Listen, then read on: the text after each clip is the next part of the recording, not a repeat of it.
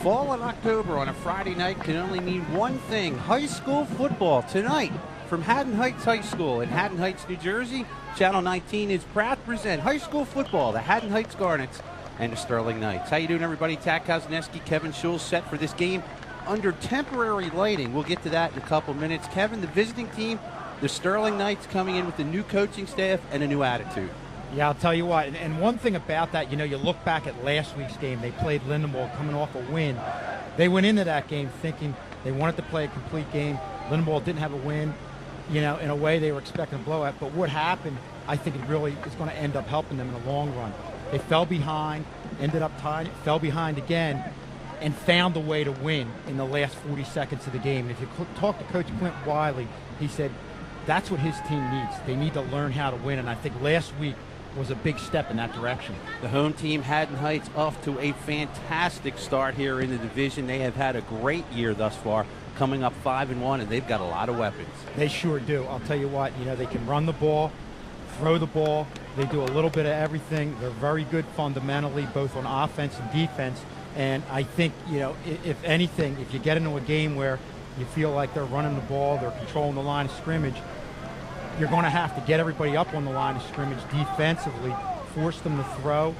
And if you get in that situation, that's when you're going to have to take chances and blitz and try to get them out of their rhythm from a passing standpoint.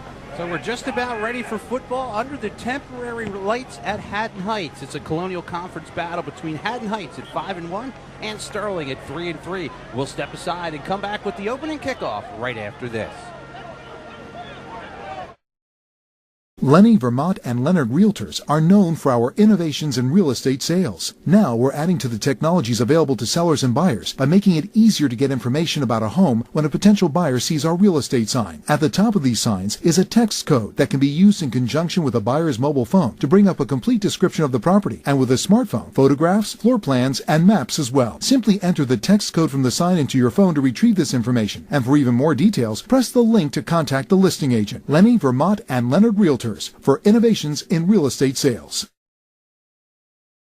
Sports Specialties, your hometown sports outfitter for the serious athlete, is located at 613 Station Avenue, Haddon Heights. We focus on providing top-of-the-line equipment and uniforms at competitive prices and with a level of service not available at the big box sporting goods stores or online sports suppliers. Sports Specialties carries the Zenith football helmet that is designed with the goal of reducing the risk of concussive episodes. Zenith Adaptive Head Protection is a system of integrated technologies designed to reduce the sudden movement of the head by adapting to different energy levels with aware flow shock absorbers, and therefore offers outstanding protection. Sports Specialties, providing the competitive edge for over 22 years.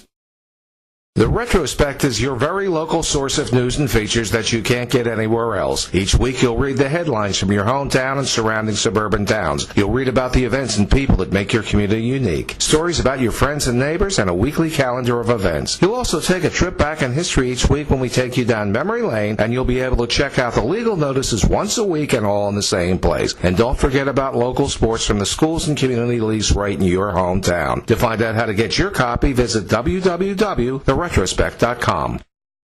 Westmont Ace Hardware has been serving the South Jersey area since 1932. The third generation of the founding family still operates our large modern store at 127 Haddon Avenue in Westmont. We offer the convenience of being located right in town on the main street with off-street parking and no hassles driving miles to a shopping center. Westmont Ace Hardware is known for the variety of tools, hardware, and general merchandise that it carries. But we are best known for our knowledgeable salespeople and personal service. If you can describe your hardware need, we can find the exact product to satisfy it. Westmont Ace Hardware, the place to go for all your hardware needs. And we welcome everybody back. The temporary lights are on at Haddon Heights. And Kevin, how do you think that's going to affect how the way the game is played tonight? It's going to have an effect. Obviously, the height of the punt, is probably the first thing that comes to your mind and how that's going to affect it. But it is definitely low. If you have a quick out to the outside, you have to think you could have a light get in the receiver's eyes. So the portable lights really Therefore, we need to remind you that all put a little bit of a monkey wrench into this situation, so to speak, that you wouldn't normally see on a permanently lighted field. The home team is Haddon Heights. They will go from our left to our right. They almost look like USC as you look at them on the screen. They will kick off. The visiting team, Sterling, will be on your right, going right to left. They will be in the white and the blue. And Kevin, Sterling going to try and pull the upset if possible, coming in 3-3. What's a key or two for them in this game to keep it close? Well, they have to play a perfect game. Defensively, I know the coach has been saying to them all year, read your keys if you're the linebacker. Everybody has to stay in position. They can't over-pursue plays. You're going to need containment. Everything in the textbook basic defense is something they're going to have for them tonight if they're going to win this game. Haddon Heights comes in with a very powerful offense, averaging 192 yards a game rushing and 134 passing. Jamie DeMartini, a senior, in to kick off the dangerous Quamir Mack, back to receive the opening kickoff, probably the biggest weapon on Sterling's team. And we are underway. They kick it off to Mack, who retreats to his left, takes it at his own 8-yard line, back up the middle of the field by one man, by another. And Mack going to get out to about the 34 on second effort there. And 1st and 10 for Sterling. Sterling tonight behind the quarterback Marcus Taylor. In the backfield, Jameer Harmon, Dwayne Wade, and Quamir Mack. The wideouts, Jerry Chrisman, and Tim Freeman. Front line, Jaquan Thomas, Matt Williams, Ali Ducali, Christian Walsh, and Dylan Lally. So 1st and 10 for Sterling. Again, we'll keep an eye on these temporary lights. As you saw, that kick went to the right. It went into the shadows deep in the corner around the 10-yard line. Now, there definitely are some dark spots on this field. And, like I said, I think the biggest factor will be punts and making sure the receivers on the quick outs don't have the light get in their eyes. From the 34, 1st and 10. Jameer Harmon will start it up the middle of the field. He gets across the 40, close to a 1st down and a gain of nearly 10. I think early on in this game, we've seen a little bit of what Sterling can give you from their running backs. And, of course, Quamir Mack, I'm talking about the return, the way they, as they're going down, can get those extra 4 and 5 yards. They run so hard. Jameer Harmon averaging 5.5 yards a carry. He has 277 yards on 51 carries. It was enough for a 1st down. So 1st and 10 from the 45 for the Knights, this time from the shotgun. Man in motion, give it to Mack. Mack's going to pitch it. They are going to pass the quarterback far side who catches it inside the 10, and he's going to be close to the end zone down at the 10. The pass was thrown by a transfer, Austin Way, playing in his first game for Sterling, a transfer from Paul Six. Yeah, and that's what we were told coming into this game. There'd be some type of trickery, and they did it right there with Way going out to the left side on the reverse, getting to him. Of course, Marcus Taylor just rolled right out there, and we've seen enough of Marcus Taylor to know that the type of athlete he is, and he just went out there, was wide open. I mean, the thing about this is, with Way being in here, Haddon Heights has not even seen Way at all. There's no film. There's no way of knowing that they would have this play in their arsenal. It is a gain of 45 yards. 1st and goal for Sterling. 2 1st downs on 2 plays. Harmon, right side. Not a lot there, maybe for a yard or 2.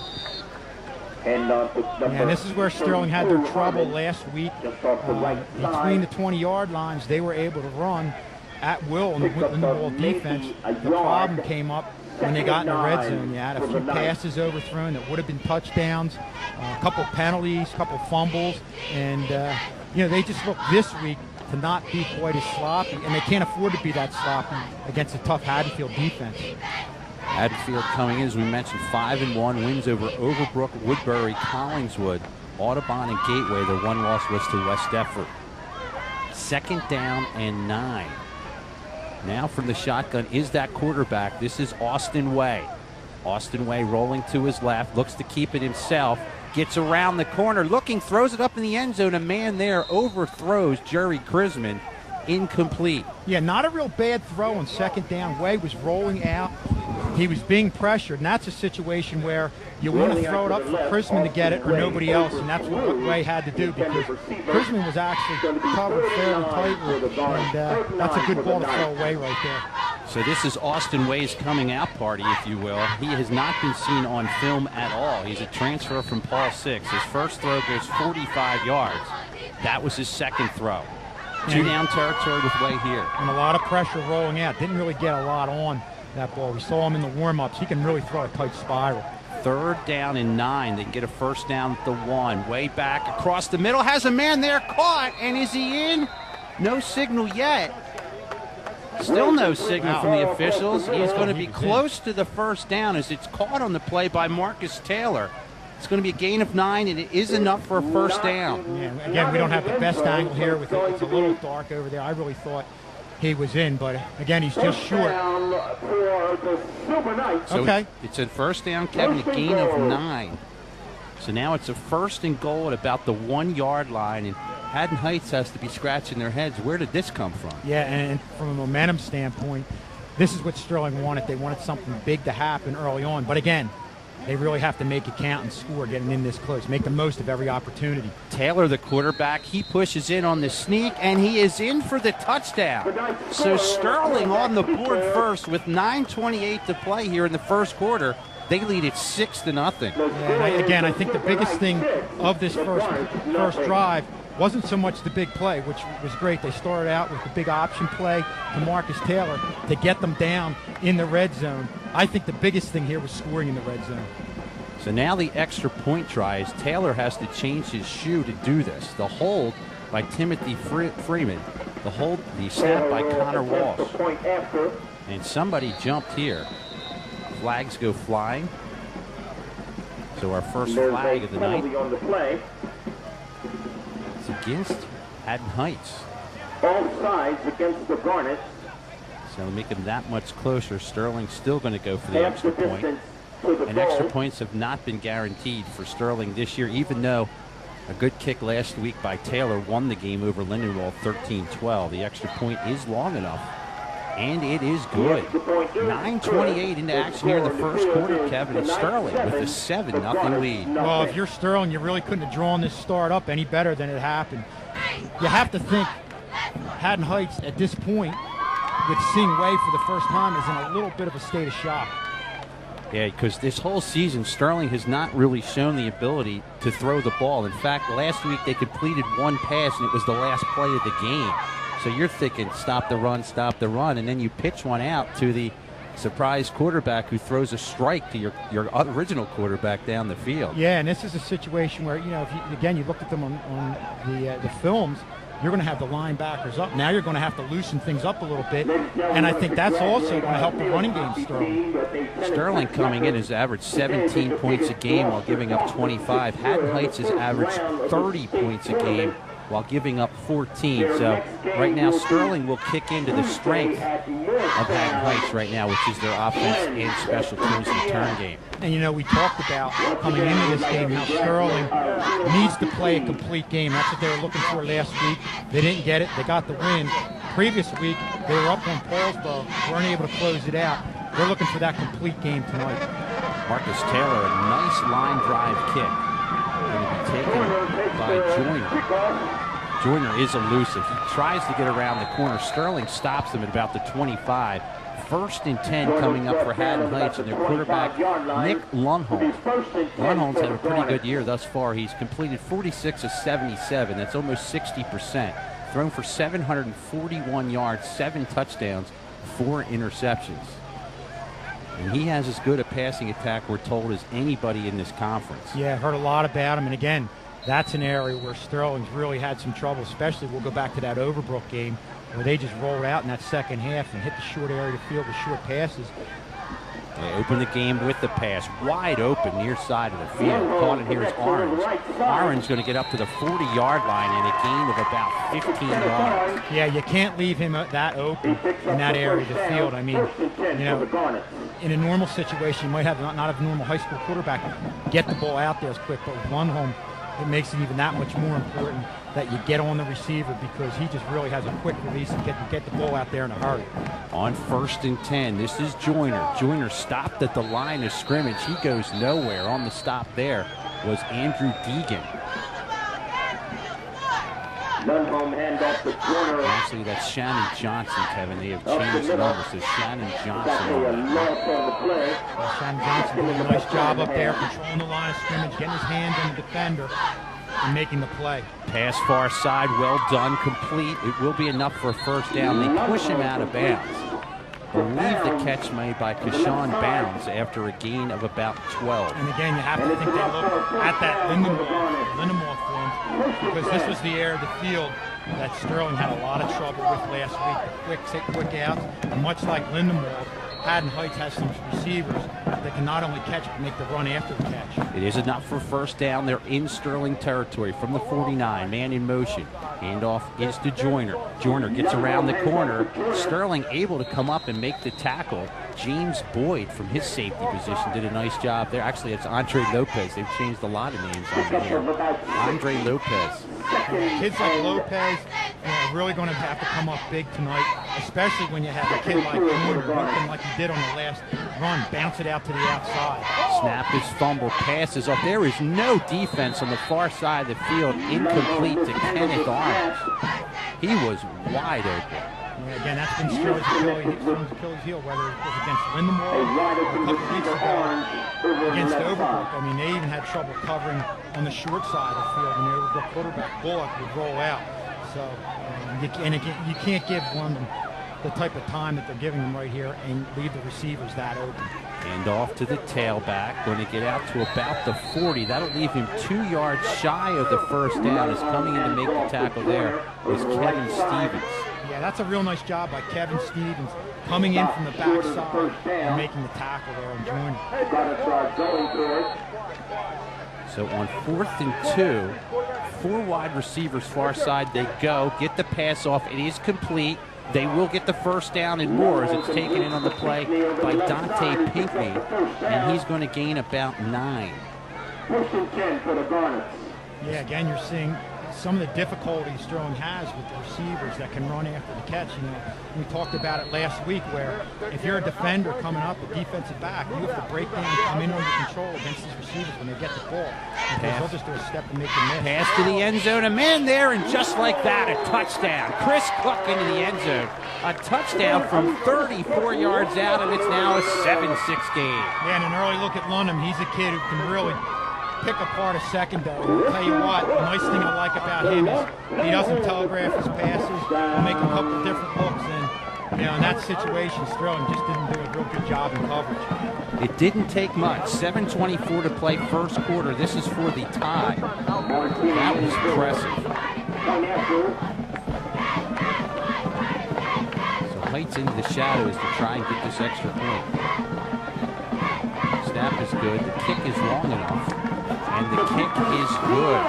So we are now tied at 7 with 7:24 to play in the first quarter. And we can take a breath now as that just raced along. Nick Lundholm, very, very impressive with some impressive numbers. As we mentioned, as a team, they pass for almost 135 yards a game.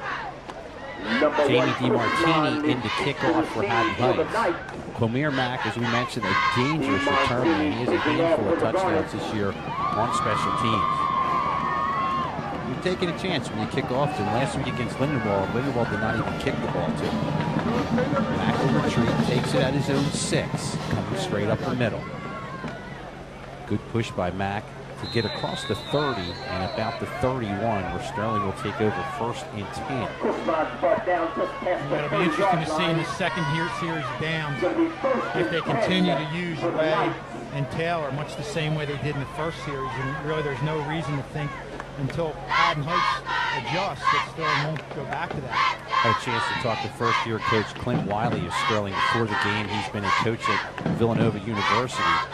He said he has to do ball control today. He's not afraid to go for the big play, but they have to keep the ball away from Heights. Austin Way in at quarterback. He takes the snap. Pass inside. That is a pass. That is incomplete. Tried one of those plays the Eagles do. Pitch it inside to Mack, and that is incomplete. He just wasn't able to get the handle on it and get it to Mack, but I'll tell you what, if he was able to get it at Mack off to that right side. He had some room, and we've seen his ability Second and 10 to for cut the Knights. and get to the outside. That would have been a big play right there for Sterling if they were able to execute. Nice attempted play by Sterling. That's a play they have not run yet this season. So they're pulling out all the stops in this one thus far. Second down and 10. Sterling will split the wideouts. Way in at quarterback. As we mentioned, the original quarterback, Taylor, goes in motion, lines up in the slot on the near side. Way runs to his left. Pitches. Oh boy, this is a fumble. This is in play. That was not a pretty play. And they were fortunate that Quamir Mack jumped out on about the 15. That's a loss of almost 15. Yeah, we've seen the upside of having a new quarterback come in with them not knowing about his ability to throw the ball. But now we're seeing the downside. You know, they haven't had a lot of time together, and you can see in these first two plays in the series of downs, that's really having an effect on Sterling. That really digs Sterling in a hole. Here's a chance for Haddon Heights to clamp down. This is a third down, and we're going to call it 25. They need to get across the 41 for a first down. They split two wideouts to each side. Austin Way ready, takes the signal. Straight back, has time. Gets it out. It's complete. Good effort on the catch there by Marcus Taylor. Now, again, Taylor has been the quarterback all season, but the coach said he's probably their best wide receiver. Yeah, I mean, he's probably one of the best athletes in the school. Of course, we see him in basketball and, you know, as a quarterback thus far. But so far in this game, I mean, he's really made his mark as a receiver, and that's something, especially in that middle area of the field, that I think Haddon Heights is going to have to focus on as this game moves forward. Speaking of Taylor, he will punt here. It's a line drive kick. Joyner going to let this one roll. Bobbles it, picks it up at the 18. Let's see who has it. Joyner, fortunate for himself, picked it up because right on the doorstep was Timothy Freeman. Almost took it away. Yeah, you talk about big plays, swaying the pendulum one way or another. That would have been a huge one right there for Sterling. So now Haddon Heights in their own zone, and Sterling very fortunate considering they were back around their own 15-yard line to get the ball all the way down inside the 20. They'll take it. Yeah, I mean, two things really transpired there. Obviously, they got the nice play, the pass to Taylor, and I think at that point, you know, you're hoping to get the first down, but if not, put yourself in a better position to punt. They did that, and then they just got an unbelievable punt from Taylor. From the 17-yard line, 1st and 10 for the Garnets. We have 5:44 to play here in the first quarter. 7-7. We are all tied up. Lundholm ready. Joyner gets the pitch, cuts it ahead. Good job on the end by Sterling. Believe that was Khalil Howard who came in from his linebacker position. Pretty nice tackle, gain of maybe a yard. Yeah, and that defense with the 3 down linemen, you could see they were spread out, was really set to stop that play. And I'll tell you what, that's the type of defense you're going to have to see from Sterling. Team defense. They had the outside contained, forced things back to the inside, and allowed the linebacker to make the play. Two wideouts to the near side of the field, a wideout to the top side of the screen. Lundholm back. He looks near side, nothing there. Now he gets it off the far side. It's a handoff on a draw, and hurdling a man on an impressive run is Joyner. A very impressive play in a gain of about 16. Yeah, that's just a real nice call right there. And, you know, we've heard everything about Joyner, and he's every bit as good as we've heard. You can see right there, when he gets a leg up on somebody and gets to the outside, he can get upfield in a hurry. A well-designed fake by Coach Shivo and his staff as everyone was looking for the pass, including myself. And then here comes Joyner on the far side. 1st and 10 from the 35. Now conventionally, Joyner to the right. Gets by one man. Gets around the corner.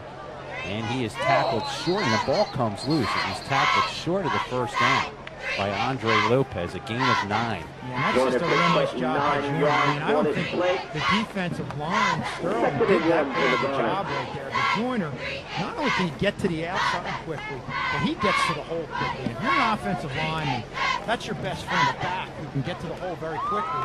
You don't have to hold that block that long. Joyner 6 carries, 34 yards in the game thus far. 2nd down and 1. Sterling showing blitz on the right side, and they encroached.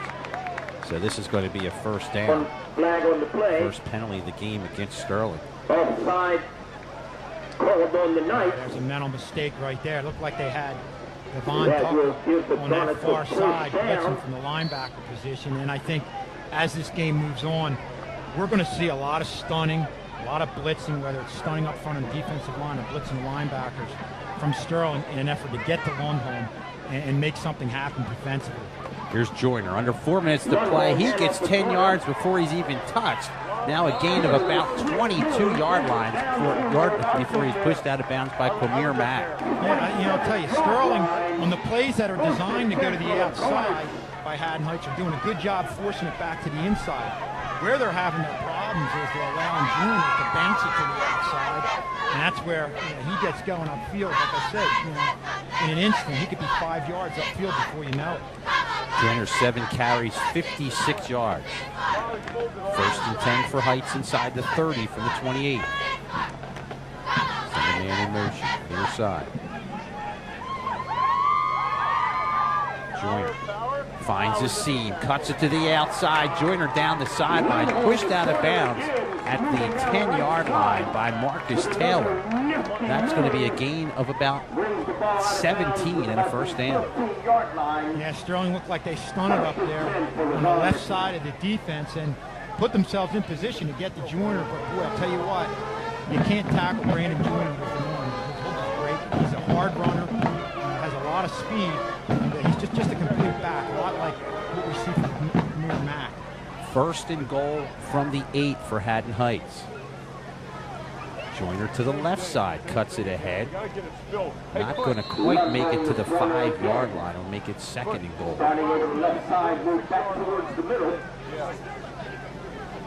One thing you can see about this Haddon Heights team early on is they can really wear you down with a lot of different weapons, whether it's Lundholm thrown to the outside, thrown to a couple of receivers, or Joyner in a lot of different looks, whether they have him going to the outside, which again, Sterling's done a decent job with that, or have him going off tackle and bouncing to the outside, or right there with the counter. Zari, the lone setback here. Lundholm rolling to his right, looking, has a man wide open in the end zone, and it's caught for the touchdown by Dante Bigby, and Haddon Heights takes the lead. Yeah, talk about a heady play by a top-flight quarterback, and that's what makes it so difficult when you're a defensive back defending a quarterback like Joyner. He rolled to the right side, was looking to the right side, and at the last second looked across the middle and threw a perfect pass for the touchdown. So the score now 13-7. Heights trying for the extra point. Kick is blasted, and it is good. We have 2:57 to play here in the first quarter. Haddon Heights with the lead. They lead it now 13-7. This Haddon Heights offense is going to wreak some havoc throughout the Colonial as well as the playoffs. They are very, very good offensively. Very rarely do you have a quarterback as solid as Lundholm. And most high school defenses aren't ready for somebody like that. Looks at different receivers. Takes a crazy hop. Here's Wade at the 30. Now he tries to come around the middle of the field, and he is tattooed at the 30-yard line. Nice job in there on the hit by Brandon Smith, the junior. So now Sterling will take over with 2:50 to play in the first quarter. They now trail at 14-7. Sterling has to find a way to continue to move the chains. They got what they wanted on the first drive with the surprise, with the new quarterback in. Now they have to find a way to maintain it. And it's a matter of settling down, too. Of course, we saw Way with a few fumbles back there. I think, and that's only natural. His first game here for Sterling. He has to settle down and play the way we know he can play.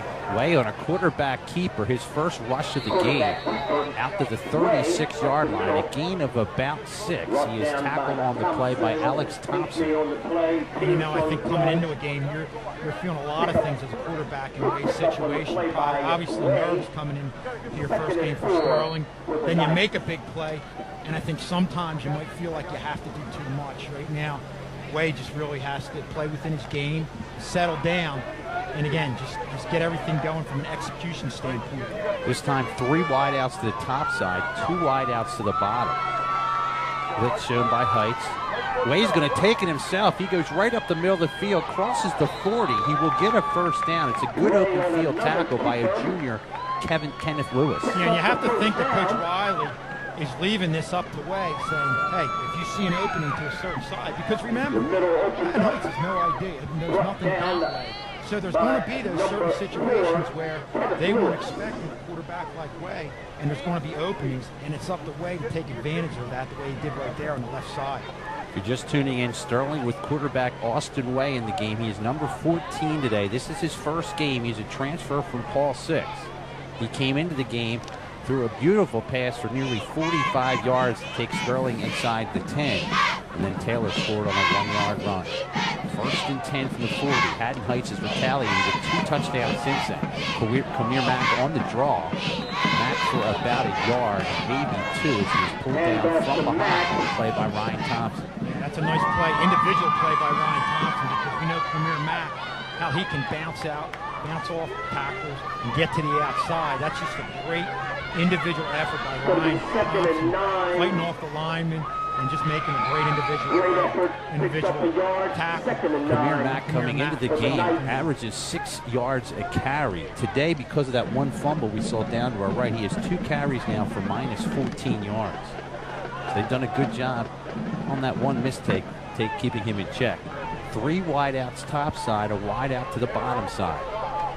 Way rolls to his right, getting decent protection, gets it off, and it is caught, I believe. Yep, it is caught by Jerry Chrisman.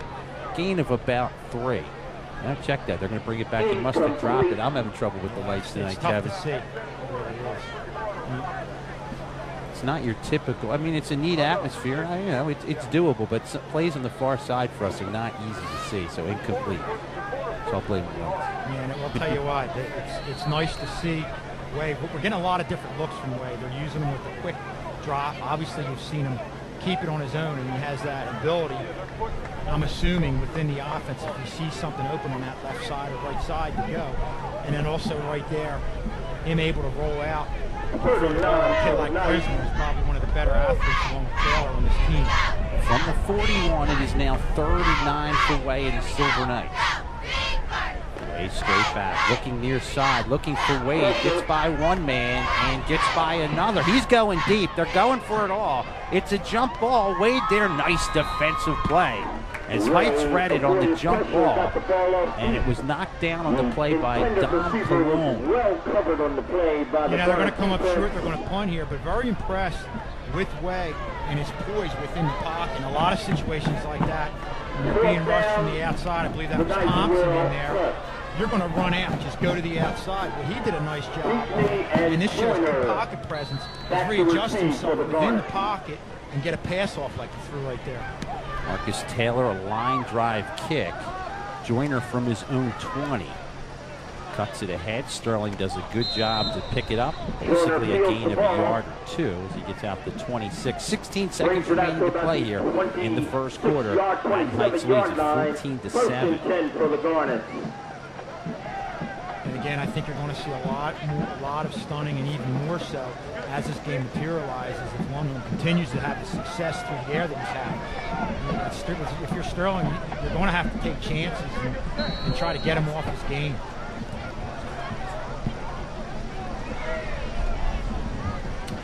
Could be our first play of the game. Handoff for Joyner. Joyner up to about the 30 and a gain of 3. And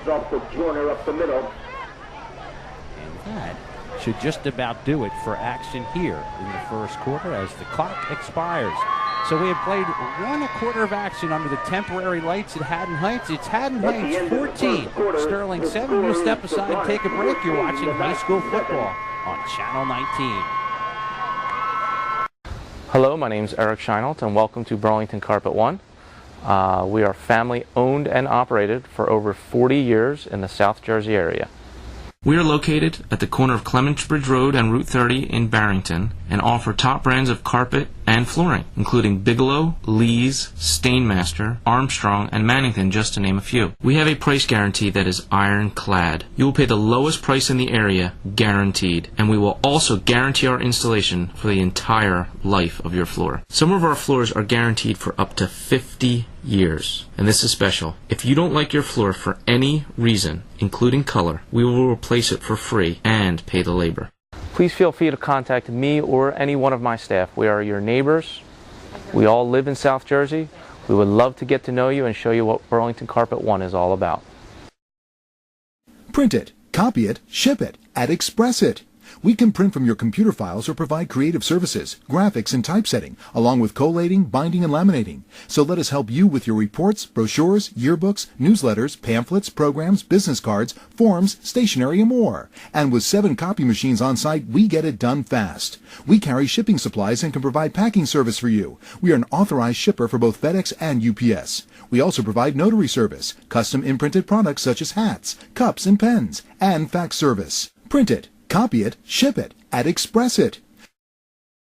Chick-fil-A at the Audubon Crossing Shopping Center offers a delicious and healthy menu of freshly made chicken sandwiches, wraps, salads, side dishes, and desserts, along with a complete breakfast menu. Community service is important to us, and this football season we'll be serving our famous chicken sandwiches at concession stands for select local high school matchups. A portion of each sale will be donated to the participating schools as a fundraiser. So look for the great taste of Chick-fil-A at a game near you and at our restaurant in the Audubon Crossing Shopping Center. It will be our pleasure to serve you.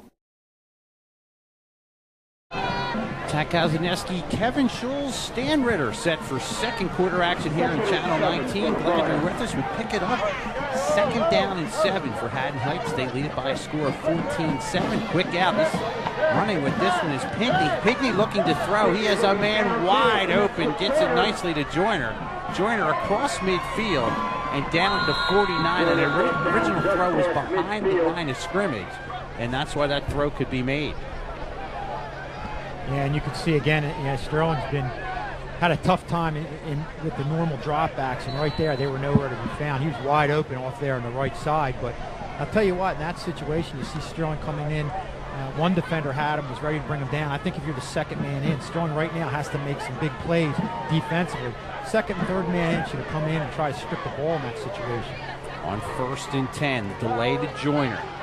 They blitz a gap there. Joyner does a good job to weave through some traffic to get at least a yard or 2. Joyner now over 80 yards in the game with 11 carries. Yeah, not a bad job on that offside. As you said, Tad, they blitzed the one gap. And again, when you're relying on stunts and blitz up front, you're taking chances. If you guess right, you can get to Joyner in the backfield. If you guess wrong, you're going to miss him. He can get upfield. Joyner comes off the field for this play. Appears to be slightly shaken up. Looking at his wrist or his arm. 2nd down and 8. Lundholm to pass. Whips one far side. It is complete. This will be a 1st down to Kenneth Orange in a gain of about 15. Yeah, as long as they're going to be able to exploit that outside part of the field, get receivers out there and get them open, you're going to see Lundholm throw the ball out there all night. Orange now 2 carries for 30 yards. Lundholm 5 for 6, 55 yards. 1st and 10 from the 35.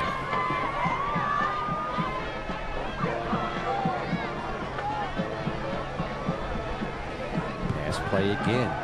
Lundholm far side, wide open. They can do this all day long. Kashawn Bounds, gain of about 9. Yeah, Lundholm just taking that 3-step drop again. Like Way on the last play that Sterling had, shows a lot of comfort within that pocket, sets his feet nice, and really throws a nice ball there to the outside again to put themselves in a 2nd and about 3. And again, talking to Coach Clint Wiley before the game, they are going to give up this 10 and 15-yard cushion to this team because they want them to drive down the field. So they're going to give up these pass plays you're seeing. 2nd and 4. Lundholm again. It is bobbled and still held on to. A nice job to catch that as 2 Knights are there. Yeah, and again, the play on the catch there by Chris Cook. And I think that's a big, what you saw right there, and giving up the pass play. What they have to do, what they were able to do right there, but what they haven't done consistently tonight is come in, break down, make the play at the point that you have the reception, not allow these speedy receivers to turn it upfield. From the 24, 1st and 10 for Heights. They are driving. As back in the game now is Joyner at tailback. And here he is. Wow, he's got a truck driving seam on the right side. What a huge hole there and a gain of 8. Yeah, and he cut it to the left. You have to think, I mean, we had a perfect view right there. He bounced it out to the outside. With his speed, it could have been 6. Joyner now 12 carries, 89 yards in this game. 8:53 and counting to play until the half. Heights with the ball. They lead it 14-7. It'll be a 2nd down and 3.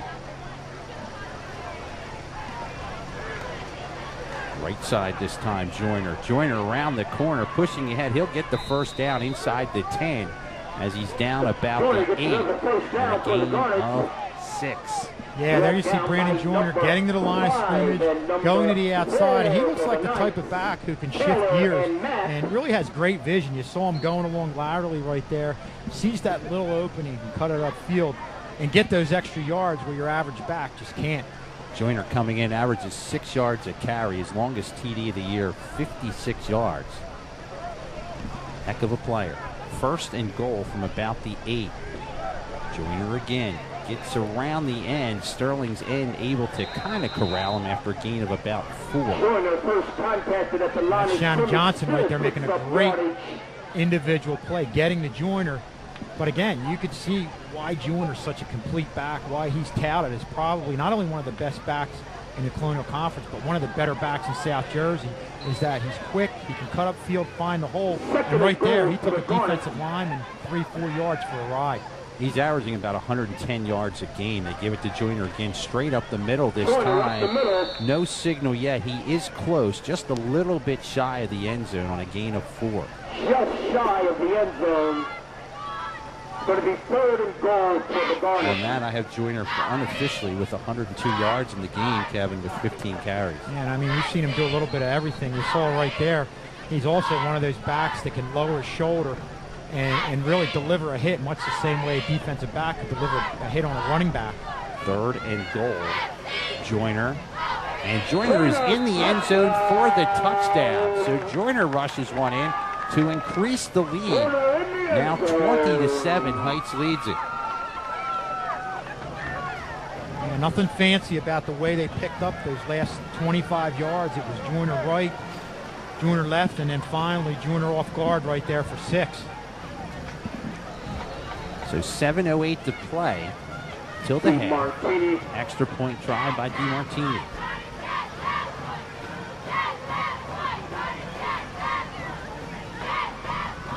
It's a high kick. Did he get it through? Yes, he did.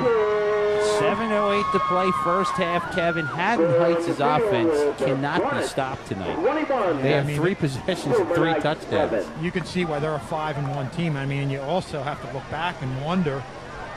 I mean, West Deptford's a very good team, but you have to wonder, West Deptford must have played a great game to have beaten Haddon Heights by 49-6. I mean, you know, this is a team that really does a little bit of everything, and the nice thing I like about them is that, you know, from a character standpoint, they were caught off guard with what Sterling was able to do offensively in that first series of downs and get up on them, and they just came right back. They held their poise and came back, played their game, and really has just done everything they've done to get them to this point of the season, to have them be up here by 21-7 here early on in the second quarter.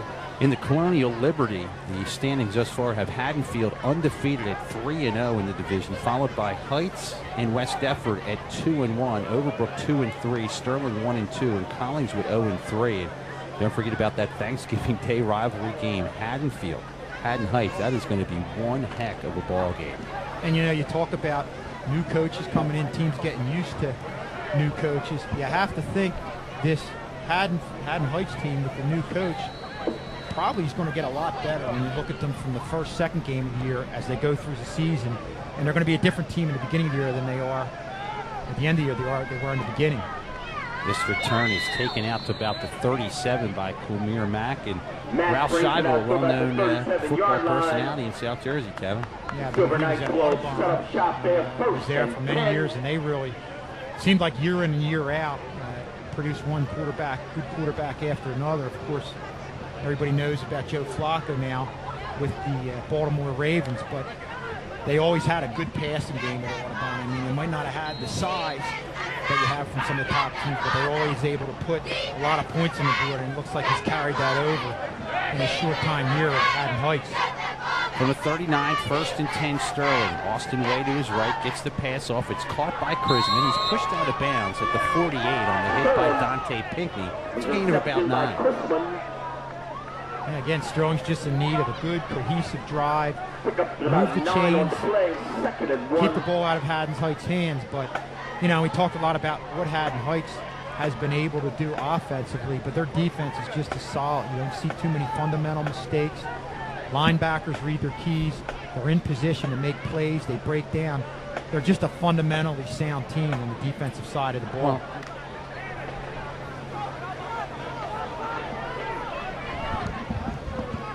Second down, short yardage, far side. Look out here on a trick play. Sterling taking it here. Dwayne Wade. Wade is going to go in from 51 yards out on trick play number 2. Well, the only thing better than a lot of plays and moving the chains along on a long drive is a big play like that. It looked like what they did was everybody went to the right side. They put the ball on the ground. The defense went that way.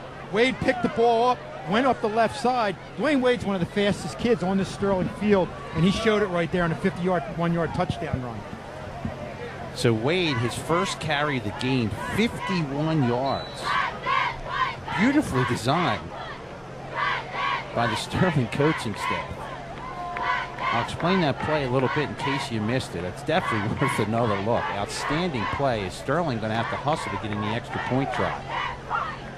Going to take it is Marcus Taylor. It is long enough. And it is good. So 6:49 to play here. In the first half, it's 21-14. Haddon Heights lead it. What they did is they lined up Wade almost behind the guard or the tackle, real close to the line. They faked like they're getting the ball out to Quamir Mack to the right. They gave the ball to Mack, who delayed and waited like he was blocking, and then he took off around the end, and nobody knew he had the ball. Well done by Coach Clint Wiley, again, first-year coach of Sterling. He actually told me about that play before the game. That's why I kind of had an understanding of what was going on with that. And he said they would call it in a short yardage situation, and there it was. And for Wade on the year, that is touchdown number 2, coming in averaging almost 7 yards a carry on 19 carries. So Sterling doing what they wanted, they're hanging in it. Yeah. Haddon Heights doing what they want. Every time they've gotten the ball, they've scored. It's 21-7 Heights. And coming into this game, you had to figure that if Sterling was going to hang with Haddon Heights, one of the things they would have to do, in addition to keep the ball to Haddon Heights' hands, was to come up with a couple of big plays, and thus far they've done that. And in a game where they're being dominated yardage-wise, they're in it at 21-14. Sterling to kick off. We have 6:49 to play until the half. Under the temporary lights here at Haddon Heights, a very interesting game developing. Line drive kick taken up the middle of the field. Going with this is Jason Smith. Smith takes it around the outside, runs over a Knight, and goes out of bounds at about the 44, where Heights will take over 1st and 10. Yeah, and pretty good field position there by Haddon Heights, getting it up there at the 44-yard line, and that's something obviously you don't want after a big play. You want Sterling to come down, and for the most part on coverage, they haven't done a bad job tonight, whether it's kickoff coverage or punt coverage, but right there, they got upfield, and Haddon Heights is starting off at a little better field position than Sterling would have liked, especially after the big play for the touchdown from Sterling. From the 44, 1st and 10 for Haddon Heights. Joyner. He is blitzed on, and a nice open field tackle by Kevin Stevens. That's one of those plays, Kevin, they shot the gap and guessed right. They guessed right, and that's a nice play again by Kevin Stevens. That's the second time where we've really seen him come up with a great individual effort. At one time in the first quarter with the backside pursuit and making the individual tackle, and then right there coming up, breaking down. Okay, and that's what you have to do against Brandon Joyner, because he can cut to the outside. Stevens came in under control, made the play. Second down, a little more than 10. Run home back, pumps. He's going for it all. Down the sidelines. This one's up for grabs. Nice inside position. I believe Heights is going to get this. And it's intercepted. Wow. They call an interception for Sterling. I think Jerry Chrisman came away with it. He did. That is a heck of a play for Chrisman. The pass was intended for Keshawn Bounds. Well, there's those basketball skills come into play. Jerry Chrisman, one of the better basketball players, point guards, and he's a kid who can really get up after it, and that shows you right there. If there's a jump ball, in most cases, he's going to end up winning it. And on the flip side, if you're Haddon Heights, it's not a total disaster because you have Sterling deep in their own zone inside the 20. But from a momentum standpoint, Sterling's got to feel good. That's the first time Heights hasn't driven down the field on it. Absolutely, and this, again, is where Sterling's got to settle down, execute, not have any mistakes in their own end of the field, and maintain the momentum that they've developed in the last couple of series of downs. Inside the 20, 1st and 10 Sterling. They trail at 21-14. Austin Way in at quarterback from the shotgun. He's going to take this a quarterback draw. Pushing it up to about the 25, and he is literally thrown back after a gain of about 6. Way has 3 carries in this game for 17 yards. And, you know, if you're a defense, you're preparing for a kid. Again, they didn't see Way. They don't know anything about Way. I think right now, if you're a defensive coach here for Haddon Heights, you want to wait to get him into the locker room at halftime, go over some things. Right now, you're basically just telling your kids, stay in position, everybody play fundamentally sound, don't overplay one play, make sure you have good containment, and we'll figure it out when we get in the locker room at halftime. Quamir Mack next to Way. Way on a draw to Mack. He gets by the first wave. He's going to get a first down. Quamir Mack for a gain of 10. He gets out to about the 33-yard line, and again, a first down. There's that little draw to the outside, and again, uncharacteristically of Haddon Heights, they overplayed it. And Mack, if you give him any type of room, you can see how he can find that hole and cut up field, much the way we've seen from Brandon Joyner from Haddon Heights. Under 5 minutes to play here in the first half. Sterling with the ball. They trail at 21-14. Austin Way playing his first game at quarterback for Sterling. Rolls to his right. Picks up a block. Throws it complete to Jerry Chrisman. Chrisman out of bounds at about the 39 and a gain of 5. And I'll tell you one thing I like from Way, and we saw it when he threw in the corner of the end zone, incomplete. He's the type of kid that throws the ball whether his receiver can get it or nobody can get it. And he did a nice job hitting Chrisman on his shoulder to the left side away from the defender. And I think that's something, again, from both quarterbacks we see tonight, we're seeing characteristics that you normally don't see in a high school quarterback, and that's one of them that you're seeing from Way. Unofficially, both teams with all their timeouts remaining. We have 4:05 and counting to play first half. Sterling with the ball. They trail at 21-14. 2nd down and 6 for Sterling. Austin Way now again with Quamir Mack, the lone setback. Way looking, slipping, scrambling, gets by one, cuts it ahead. Lucky to get back the original line of scrimmage, stopped by Alex Thompson. Yeah, and that's what we talked about when I was saying about Haddon Heights and how they're going to just have containment. Everybody stay in position.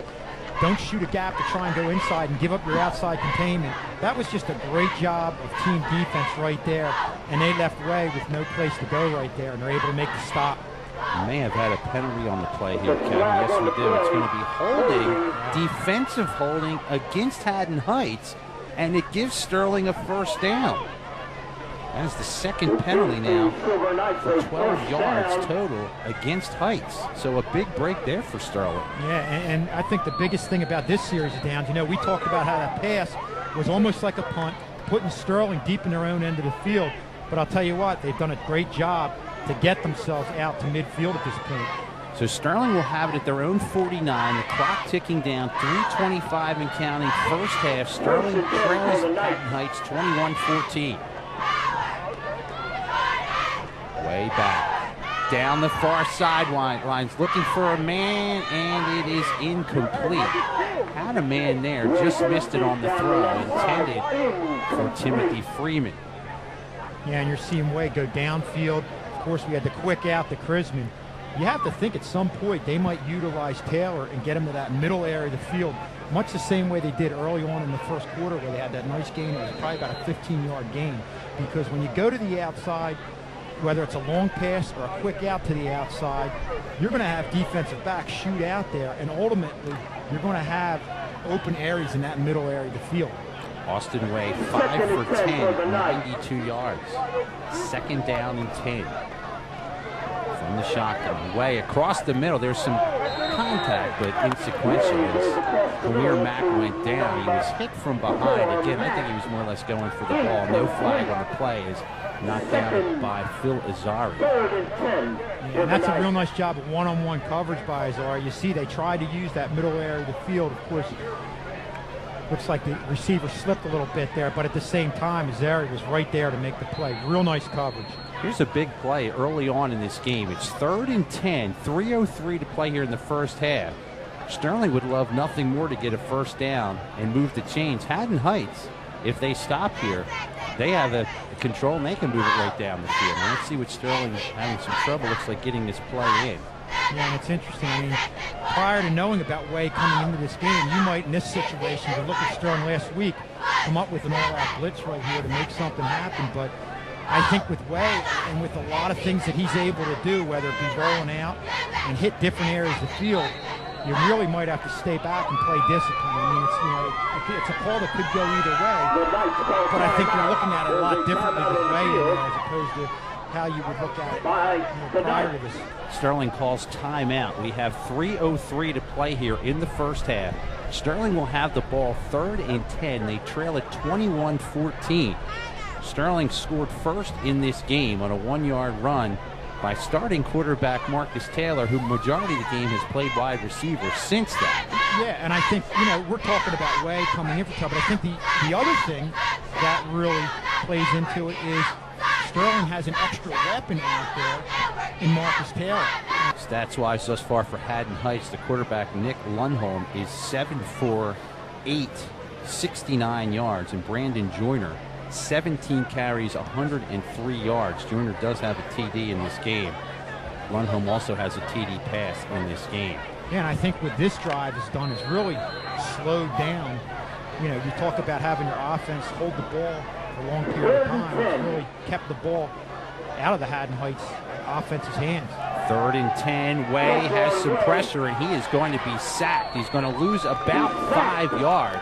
Sacked on the play by Keenan Jones.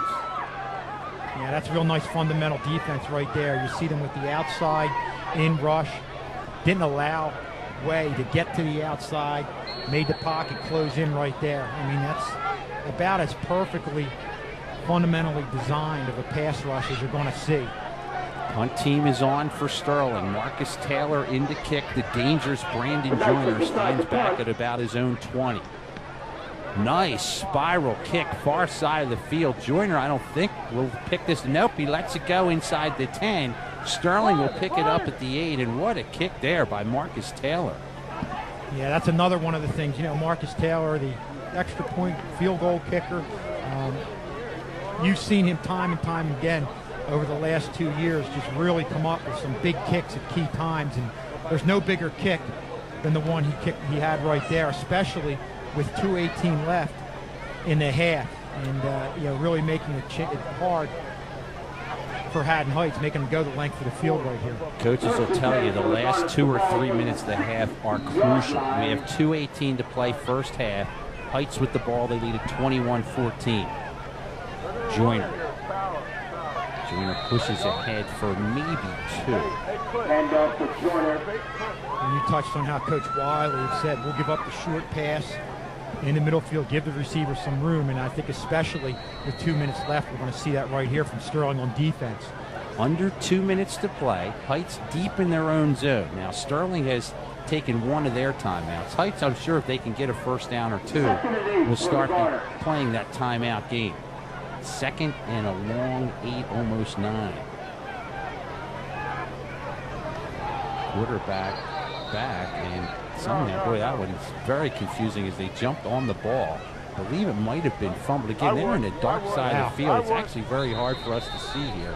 And we have a timeout as Sterling will call their 2nd timeout.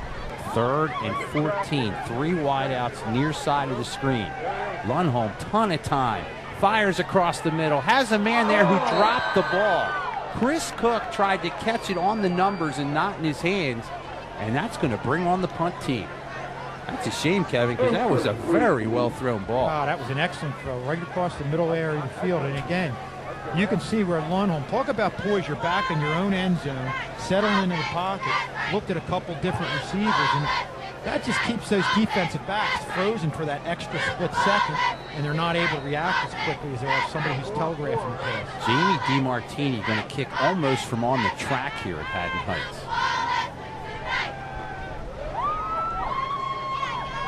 Nice job just to catch that by DeMartini. Short kick. It's going to bounce and fielded by Quamir Mack at the 41. Mack cuts it ahead. Mack to about the 30. So Sterling with 1:10 to play and one timeout in their pocket has a shot to do something here. Yeah, and that's a real nice run by Quamir Mack, shooting it up to the left side, and really have put Sterling in a great situation here. Possibly bang another one in. There is a flag on the field. It is against Haddon Heights. I don't think you make him re-kick it here, Kevin. I think you take it where it is. You take it exactly where it is, absolutely. I believe it was a formation call. As our referee again today is Jim Winterberg. So it's against Heights. Sterling will decline, so they will take it on the 30. Now again, 1:10 to play, first half. Sterling with the ball, they trail at 21-14. That's a nice job, DeMartini, getting rid of that. Well, that was a high snap. And it had a lot on it. A lot on it. It was a high snap, and you're in a tight area right there. Just an excellent job getting the kick off. So from the 30, 1st and 10. 3 wideouts near side. 2 wideouts to the far side. Austin way back, gets it off, loops this one, and incomplete. He had 2 Silver Knights there, and just a little bit short as he tried to get, I think, to Taylor. Yeah, that's a little bit short, but that's a situation where, you want to try to come back for the ball a little bit, and they weren't able to do that. But again, I think that middle, if they mix it up with throwing to the middle area of the field as well as the outside area of the field, they're going to have opportunities. 2nd down and 10, 1:06 to play here in the first half. Sterling trailing at 21-14. Same formation, 3 wideouts to the bottom, 2 wideouts to the top. Way. Looking, going deep down the sidelines for Freeman. The ball is bobbled. Was it intercepted in bounds? No signal from the officials yet. They're going to say intercepted, I believe, in the end zone. So it is intercepted in the end zone. Heights will get it out at the 20. Out to the 20-yard line. Intercepted in the end Did zone. not see who intercepted that. It might have been Dom Irons. Yeah, and I'll tell you what, I like that play. I mean, it was a good try. I think with the athletes you have out there, with a minute left in the game, you're in this situation, you're down by 7. Hey, take a shot at the end zone. They like their chances, and unfortunately, they ended up getting the interception, but at the same time, they're taking their shots right now. Sterling's really rolling the dice, and they're coming out, and they're definitely not playing conservative tonight. First turnover of the game for Sterling. Now, Heights has 3 timeouts remaining, 58 seconds. Now a flag flies. Possibly illegal substitution against Heights. That will cost them 5. They've been penalized now 3 times for 17 yards. So again, keep in mind we're in the first half, 58 seconds to play. Heights with the ball, they lead at 21-14. Now they're deeper in their own zone, but they do have 3 timeouts. Yeah, and I think what you'll do in this situation is play fairly conservative. Then once you get it to the 50-yard line, then you really go for the kill and try to come up with the big play. Lundholm is looking, goes to a man on the near side, and Quamir Mack, had that been thrown a little higher, would have had a pick 6. Yeah, and it looked like that was one time they put a little more pressure on Lundholm than they've been able to get on him throughout this first half, and he wasn't able to get enough on the ball. And like you said, Pat, if he got a little more on it, it could have worked out for Sterling with Quamir Mack coming up and making the pick. And he had a lot of open real estate in front of him. Clock is stopped with 54 seconds to play here in the first half. Back in 2006 is the last time Sterling beat Haddon Heights. They won that game 6-0. 2nd down and 15. Lundholm, he's got a ton of time. Across the middle, complete, and a real nice tackle made on the play. I believe that was Khalil Howard. After a gain of about 10, they are still short of the first down. Yeah, and that's all you want Khalil Howard to do right there. Let him get the reception in the middle area of the field. Either the clock keeps running or force them to use a timeout like they're doing right here. You just don't want to give up the big play. 3rd down and 3. 2 backs join Lundholm on each side. Lundholm going straight back. Plenty of time again. Now he can run if he wants. Now he's got some pressure. He will run. He gets the first down and runs out of bounds at the 40-yard line. For Lundholm, that's a gain of about 12. Yeah, we said, if you're out around the 40, 50-yard line, relatively close to midfield, that's when you might, if you're Lundholm, take a shot at the end zone. So I wouldn't be surprised here with 28.3 seconds left and one timeout if they don't just do just that. And Lundholm doing a nice job of getting the first down and being also able to get out of bounds. From the 41, first and 10. 3 wideouts, top side of your screen. Lundholm rolling right. Zips it out of bounds, and the near side complete. Actually, they keep him in bounds. It's a nice open field tackle by Premier Mack. Haddon Heights will call time on the catch made there by Cook. Just tuning in, a very entertaining game thus far. We have 19 seconds to go in the first half. Haddon Heights with the ball. They lead at 21-14. They'll face a second down and about 6 from their own 45. And as Kevin mentioned, you have a quarterback in Nick Lundholm. He can reach the end zone from here, so we'll see. I think at a certain point they're going to go for it.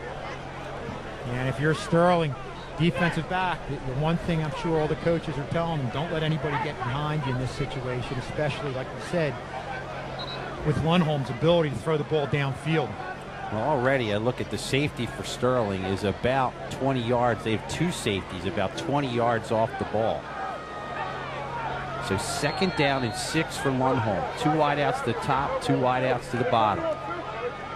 Sterling gets a little bit of pressure trying to get by one man is Lundholm. He's looking. He gets it off. It is incomplete. Intended for Joyner. Pretty good pressure was put on him on the play by Sterling, and I believe that was Lopez, Kevin, on the time he almost sacked there, if you will. Yeah, that's a nice job. I think that was Thompson also, but you're really faced with a 3-man front right there. You're going against the full offensive line. You have everybody back, so it's tough to get any type of pressure on a quarterback, especially a quarterback as mobile as Lundholm, and Thompson was able to do that right there. Nice individual play right there. 10 seconds remaining first half. 3 wide receivers topside. Lundholm over center. This time he runs back. Whips it far side and knocked down. Nice defensive play by Marcus Taylor. 5 seconds remaining. He definitely zipped that one, but Taylor, good read to knock it down. That's exactly what that was. A nice read, a nice job of Taylor breaking on the ball, and that's what you have to do with Lundholm, because not only can he throw the ball with authority, but he's got that nice quick release too. On 4th and 5, Kevin, I assume they're going for the end zone here with 5 seconds remaining, so I think it's Hail Mary time. Absolutely. Even though you're leading, why not? You never know what can happen. 3 wide receivers, the bottom side of your screen, 1 to the top. From their own 45, Lundholm, he's going for it. Deep down the sidelines, he overthrows everybody, and this goes out of bounds, and that will end action here in the first half. An offensive, fun game to watch for both teams. So 1 half in the book under the temporary lights from Haddon Heights. Haddon Heights leads at 21-14. You're watching high school football action on Channel 19. Lenny, Vermont, and Leonard Realtors are known for our innovations in real estate sales. Now we're adding to the technologies available to sellers and buyers by making it easier to get information about a home when a potential buyer sees our real estate sign. At the top of these signs is a text code that can be used in conjunction with a buyer's mobile phone to bring up a complete description of the property, and with a smartphone, photographs, floor plans, and maps as well. Simply enter the text code from the sign into your phone to retrieve this information, and for even more details, press the link to contact the listing agent. Lenny, Vermont, and Leonard Realtors, for innovations in real estate sales. Sports Specialties, your hometown sports outfitter for the serious athlete, is located at 613 Station Avenue, Haddon Heights. We focus on providing top-of-the-line equipment and uniforms at competitive prices and with a level of service not available at the big box sporting goods stores or online sports suppliers. Sports Specialties carries the Zenith football helmet that is designed with the goal of reducing the risk of concussive episodes. Zenith Adaptive Head Protection is a system of integrated technologies designed to reduce the sudden movement of the head by adapting to different energy levels with aware flow shock absorbers, and therefore offers outstanding protection. Sports Specialties, providing the competitive edge for over 22 years. The Retrospect is your very local source of news and features that you can't get anywhere else. Each week you'll read the headlines from your hometown and surrounding suburban towns. You'll read about the events and people that make your community unique. Stories about your friends and neighbors and a weekly calendar of events. You'll also take a trip back in history each week when we take you down memory lane, and you'll be able to check out the legal notices once a week and all in the same place. And don't forget about local sports from the schools and community leagues right in your hometown. To find out how to get your copy, visit www.theretrospect.com. Westmont Ace Hardware has been serving the South Jersey area since 1932. The third generation of the founding family still operates our large modern store at 127 Haddon Avenue in Westmont. We offer the convenience of being located right in town on the main street with off-street parking and no hassles driving miles to a shopping center. Westmont Ace Hardware is known for the variety of tools, hardware, and general merchandise that it carries. But we are best known for our knowledgeable salespeople and personal service. If you can describe your hardware need, we can find the exact product to satisfy it. Westmont Ace Hardware, the place to go for all your hardware needs.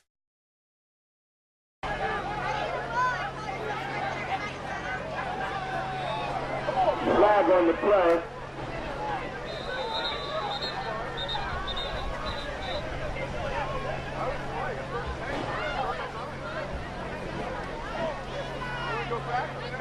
And welcome back, everybody. Tat Kozaneski, Kevin Schulz, and Stan Ritter set for second half action. We pick it up just underway. You had a return of the opening kickoff to about midfield for Haddon Heights by Joyner.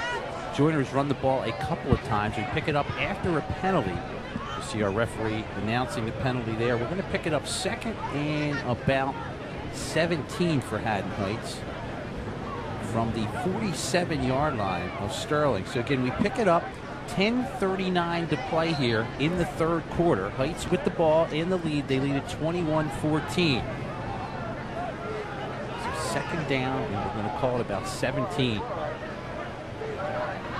Send a man in motion.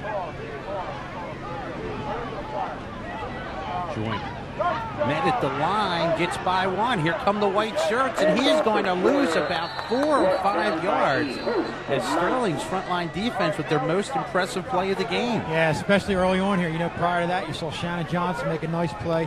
And then, right there, that was just great team defense up front. Looks like they might have a little bit of a stunt where they slant it one way, and they slant it the right way. And I think what also you're seeing is it looks like in these last couple of plays, Sterling's loosening the linebackers up, and I think what that does is gives them free lanes to move left to right, and you can cut off that bounce out run that Joyner has and going to the outside. Third down and 21. Lundholm. Screen near side. Here's Joyner, and he is taken down on a beautiful open field tackle. Well done by Kevin Stevens. Yeah, that's where Sterling's really stepped it up in the second quarter and early on here is those open field tackles. Great play by Kevin Stevens. Probably the third time he's come up and made a great individual play. That's something Sterling's improving on. You know, Lundholm's completing his passes, but they're not getting the runs upfield after the passes that they had in the first quarter. Heights into punt. They'll punt from their own 40.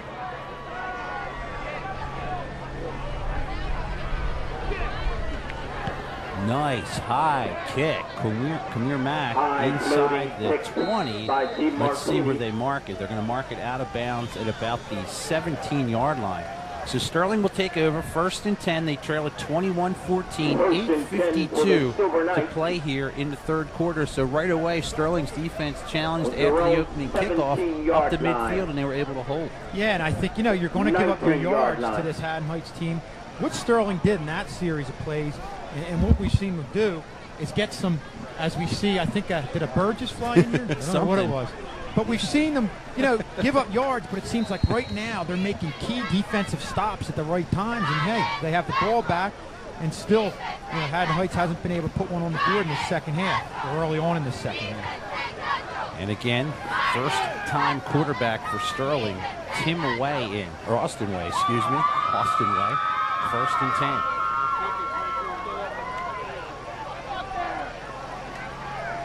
Way, quick pass thrown behind Marcus Taylor, who had some open field in front of him, but the ball was thrown behind him. Yeah, there's that middle area of the field that's going to open up. You're going to get your opportunity. Of course, you know, Way's been connecting with a lot of his passes. That was just a little bit to the left, and that one across the middle you want to put right in the numbers. You don't want to hang your receiver out to dry, because in that situation, when they catch it a lot of times, a lot of situations, they're going to be getting hit, and you don't want to be stretched out right there or have your back turned. Austin Way thus far has completed 5 of 13 for 92 yards. 2nd down and 10.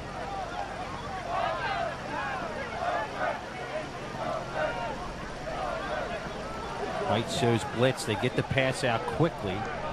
On the corner, around, still on his feet. I have that as Lopez, Kevin. Is that Lopez, number 9? That was Mack. Okay, Jameer Mack. Thank you, Kevin. And they get Mack out there. Again, showing his ability to catch the ball, make the run after the catch. Of course, Jameer Mack probably came up with the biggest play of the year with the touchdown reception across the middle, going in for 6, tying it, and then, of course, Sterling going ahead on the extra point last week. 3rd and 4 for the Knights. Big play to come away with a 13-12 win. So Sterling deep in their own zone, 3rd down and 4.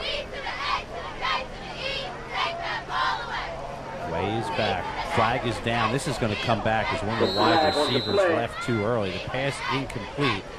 So we'll see if Heights will take the play or the penalty here. And I'll tell you what, they're not really calling that too tightly, because that's happened a few times. I didn't see calls, but yeah, that one was just a little bit too obvious right there. So one of the wide receivers went. They will decline it and force Sterling to punt. The Knights declined So by the Sterling will Hornets. punt. 4th down. This is where Sterling, after coming up with a big defensive effort, you really want to come back and at least get a 1st down, get some things going offensively, but give credit to that Haddon Heights defense. Marcus Taylor blasts another one. Joyner lets it bounce, picks it up at the 25. Tries to get by a man and can't do it. Timothy Freeman tackles him at the 25-yard line, and a flag is down back at midfield. This could be trouble for Heights. Getting our referee busy here, Kevin, tonight. That's a great play, and just a great individual effort of Tim Freeman getting down, breaking down, and making a play. You're really seeing, I mean, if you're going to win a game like this, you're not only hold up here and see what we get for a call. I'm assuming some type of push in the back or possibly a hold at midfield. It's going against Haddon Heights. I believe a block in the back, Kevin. Jim Winterberg, our referee, calling it. So this is going to cost a few more for Heights. 7:51 to play in the 3rd quarter. Heights with the ball. They lead it 21-14. 1st and 10 from the 21. Joyner.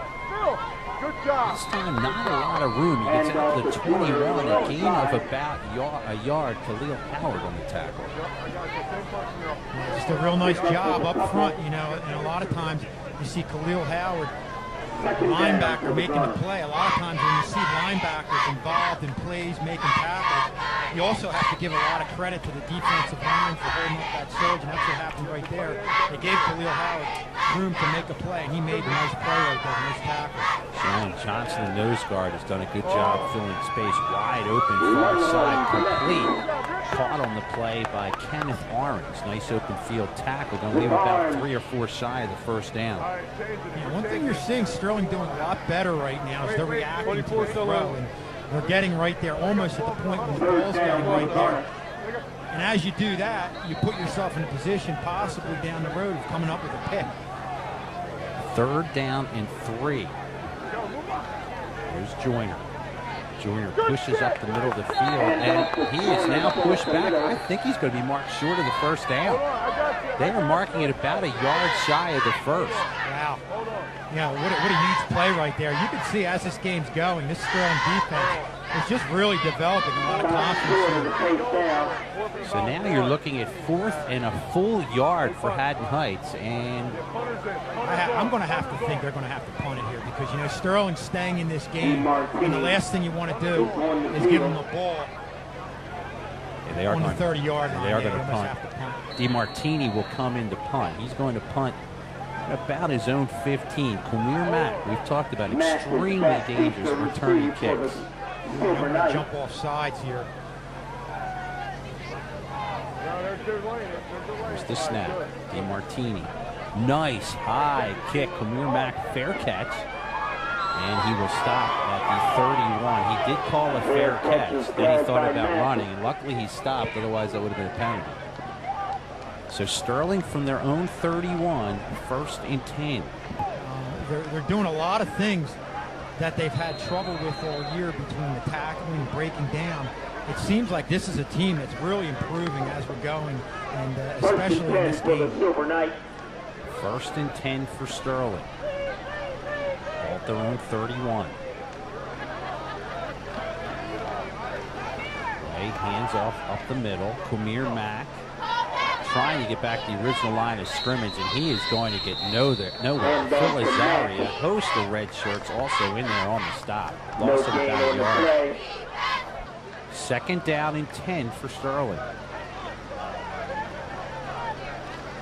Way, quick hitter far side. It is complete. Gain of about 4. Dante Pinkney on the tackle, leaving 3rd and about 6 or 7.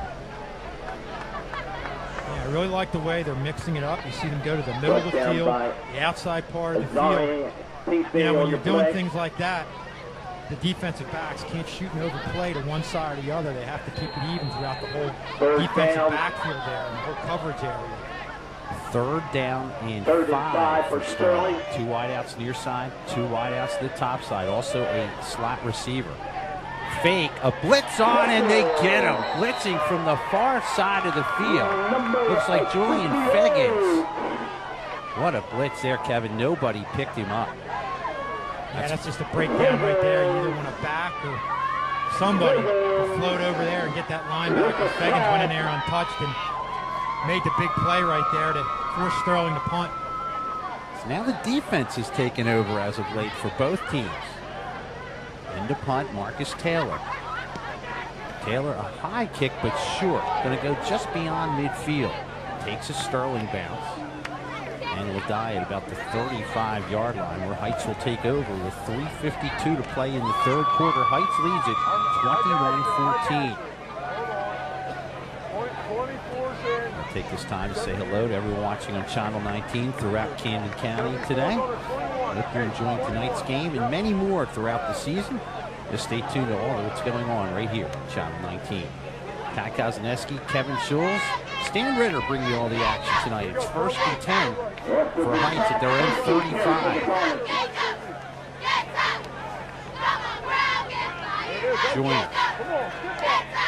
Joyner pushing, still pushing, then finally goes down, actually about the 39-yard line, a gain of 4. Joyner has 116 yards now on 24 carries, and we haven't called Phil Azari's numbered fullback, but he's doing all the hard work as fullback, creating the holes. Yeah, and he does a nice job on defense also. And I'll tell you what, Joyner, that's a nice job there of carrying some defenders for a couple of yards to get some extra yards in that play right there. Now there was movement from both sides. We'll see who takes over. You had the right end from Heights moving, also the right defensive end from Sterling. The one referee is pointing Heights' way. It looks like Heights is going back. Yes, they are. 6 penalties for Heights, 32 yards. Sterling has only been penalized 1 time for 5 yards. Yeah, you see them being very active here with the blitz, and I think, when you get the effort that you're getting from the defensive line of Sterling, it really allows you to use your linebackers in different ways in the way they're using them. Because it looks like in a variety of plays, there are 2 linebackers blitzing at any one time. 2nd and 11. Rolling is Lindholm. Gets it off. Dangerous here in the open field is Joyner around the corner. He stays in bounds. He has some blockers in front. And he is going to go the distance. Going in for the touchdown is Joyner. It is a 65-yard play. Yeah, well, Sterling right there allowed Joyner. You had the nice execution there with Lundholm getting that short little flick there to Joyner. But Sterling had Joyner down there after about 2 or 3 yards, but he broke a tackle. And then, boy, can he accelerate upfield, cut back, and he was gone from that point. On that, unofficially, Lundholm 155 yards throwing. Extra point try. It's 27-14 Heights with that quick score on the offense. Very impressive. And Sterling may have jumped here on the defensive Another line. flag on the field. Offsides against Sterling. So it is against Sterling. And that touchdown really has to change the momentum of this game. You can feel that Heights now can calm down and play their game, and now Sterling is going to have that much pressure on him. Yeah, and that's what a game breaker like Joyner can do for you. I mean, that was a play that looked like it would go for a couple yards, but, you know, he broke one tackle and just shot it upfield, and once he cut back, he was gone. Extra point try by DiMartini. It is good. 2:48 to play here in the third quarter. 28-14, Haddon Heights with the lead. I think that had a lot to do with a great individual effort by Brandon Joyner. I mean, this is a kid who, you know, you can be in position to make the tackle, and if you don't hit and wrap, well, he's going to make you pay. And so something to be said for having a running back that can really score on any given play, and he's really gotten his team right here back on track and pulling away to a 14-point lead. Now, receiving the ball today, Joyner has 4 catches for 102 yards, and he's rushed for 106. So very important part of this offense. Yeah, there's no question about it. He's a complete player. And as is with a lot of these receivers from Haddon Heights, they seem to just have a knack to know where they are on the field. If they catch the ball, they know which way to cut, which way to turn. You know, not only are they thinking about catching the ball, they know the area they're in, they know where the coverage is, and they know which way to cut on the run after the catch. And, you know, as a running back with instincts, that's what you get from Joyner. Here comes Mack. Mack turns around, and he has speed if he can get around the corner. And a nice open field tackle. Kenneth Lewis stopped the play there, but still Mack able to get across the 40. 2:40 to play, third quarter. Sterling will now take the ball. They lead it. They losing this game 28-14. As you can only stop this Heights defense so much. Sterling had done a great job the last 3 or 4 drives, but a beautiful play there. Yeah, and I think if you're Sterling right now, the coaches just have to say, let's focus on what we've been doing well. And also, hey, you know, we put up 14 points. We're still in this game. We've done some nice things. Let's just keep it going. Here's Marcus Taylor in the quarterback. Hands it off to Jameer Harmon. The ball is fumbled, and Heights says they have it. We have no official signal yet. Still no official signal. And they do have it. So the first time Taylor goes in at quarterback, hands off to Jameer Harmon, and it's fumbled. And that was because of a blitz pressure right up the middle. And that's what a team like Haddon Heights does. After a big play, they're looking to thoroughly take over the momentum in this game. And with a blitz, you're trying to make a play, trying to come up with a big play, and they were able to do just that. That is forcing the fumble right there and taking over 1st and 10 on the Sterling 40-yard line. Second turnover of the game for Sterling. Once an interception, now a fumble. Heights now with the 1st and 10 at the 40. They lead it 28-14.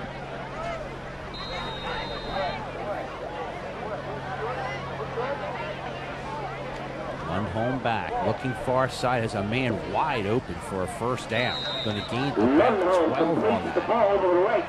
Pass, and a flag flies real late. Because Sean bounds on the catch. It's going to be gained at 12. This might go against Sterling for unsportsmanlike conduct. We'll see. Looks like something went on over in that. Wow, that's against Heights, Kevin. Personal foul against Heights. It should be after the first down. So 1st and 10 from the 44. Are you in a position here if you're Sterling because you're down 14 now? Do you have to start taking some chances, or do you stay with? Absolutely. Again, I think you're going to blitz. You don't want to let Haddon Heights get in the rhythm that they were in that first quarter. Now a fumble by Heights, and they will lose 5 yards there. It'll be 2nd down and 15. Yeah, and that's what happens when you get. They had the nice play right there. That was that you had Lundholm setting up the pocket to throw the outside. Then you get a personal foul. And even though you get the first down, you're still back. And then you have the fumble right there. Sometimes when you have penalties go against you, you get out of a rhythm and you start to make mistakes that we see Haddon Heights make right there offensively. Second down and 15 for Heights. 1:40 and counting to play here in the third quarter. One home.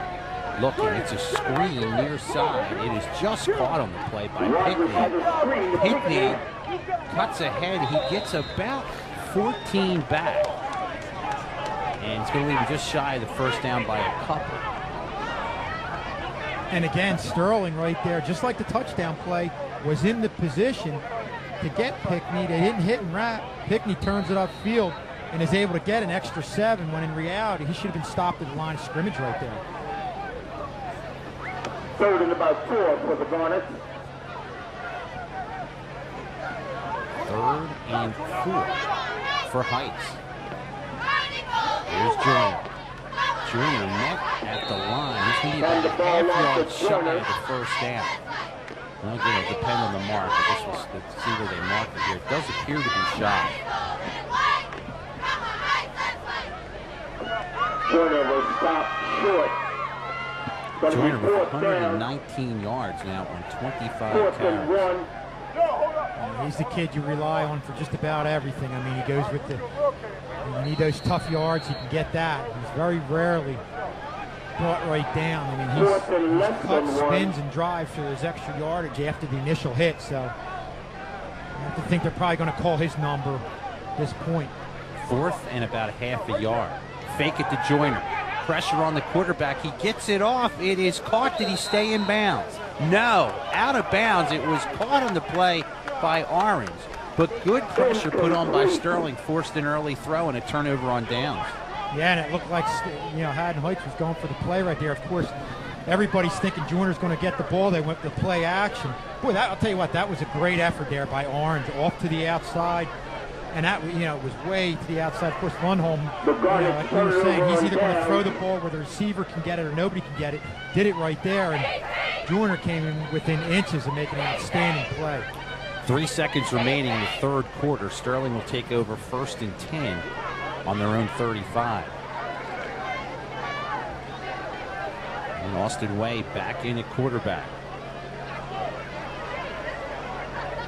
First and 10. Draw play. Quamir Mack by one, not by another. Barely going to get 2 yards, and that is about it. We played 3 quarters of action under the temporary lights in Haddon Heights. The Garnets lead the Silver Knights 28-14. You're watching high school football on Channel 19. Hello, my name is Eric Scheinelt, and welcome to Burlington Carpet One. We are family owned and operated for over 40 years in the South Jersey area. We are located at the corner of Clementsbridge Road and Route 30 in Barrington and offer top brands of carpet and flooring, including Bigelow, Lee's, Stainmaster, Armstrong, and Mannington, just to name a few. We have a price guarantee that is ironclad. You will pay the lowest price in the area, guaranteed, and we will also guarantee our installation for the entire life of your floor. Some of our floors are guaranteed for up to 50 years, and this is special. If you don't like your floor for any reason, including color, we will replace it for free and pay the labor. Please feel free to contact me or any one of my staff. We are your neighbors. We all live in South Jersey. We would love to get to know you and show you what Burlington Carpet One is all about. Print it, copy it, ship it, and express it. We can print from your computer files or provide creative services, graphics, and typesetting, along with collating, binding, and laminating. So let us help you with your reports, brochures, yearbooks, newsletters, pamphlets, programs, business cards, forms, stationery, and more. And with 7 copy machines on site, we get it done fast. We carry shipping supplies and can provide packing service for you. We are an authorized shipper for both FedEx and UPS. We also provide notary service, custom imprinted products such as hats, cups, and pens, and fax service. Print it, copy it, ship it, and express it. Chick-fil-A at the Audubon Crossing Shopping Center offers a delicious and healthy menu of freshly made chicken sandwiches, wraps, salads, side dishes, and desserts, along with a complete breakfast menu. Community service is important to us, and this football season we'll be serving our famous chicken sandwiches at concession stands for select local high school matchups. A portion of each sale will be donated to the participating schools as a fundraiser. So look for the great taste of Chick-fil-A at a game near you and at our restaurant in the Audubon Crossing Shopping Center. It will be our pleasure to serve you. Tack Kazaneski, Kevin Schulz, Stan Ritter with you here on Channel 19 as we start the fourth quarter. Heights leads at 28-14. Sterling with the second down and 7. Way back, going deep down the side, far side, incomplete. Trying to get that in for Thompson. Going down the field, And you have to feel like Sterling being down by 14 right now. Feels like they have to make something happen, have to get on the board here. And that's what they were trying to do right there with Way getting downfield, only overthrowing it just by a little bit.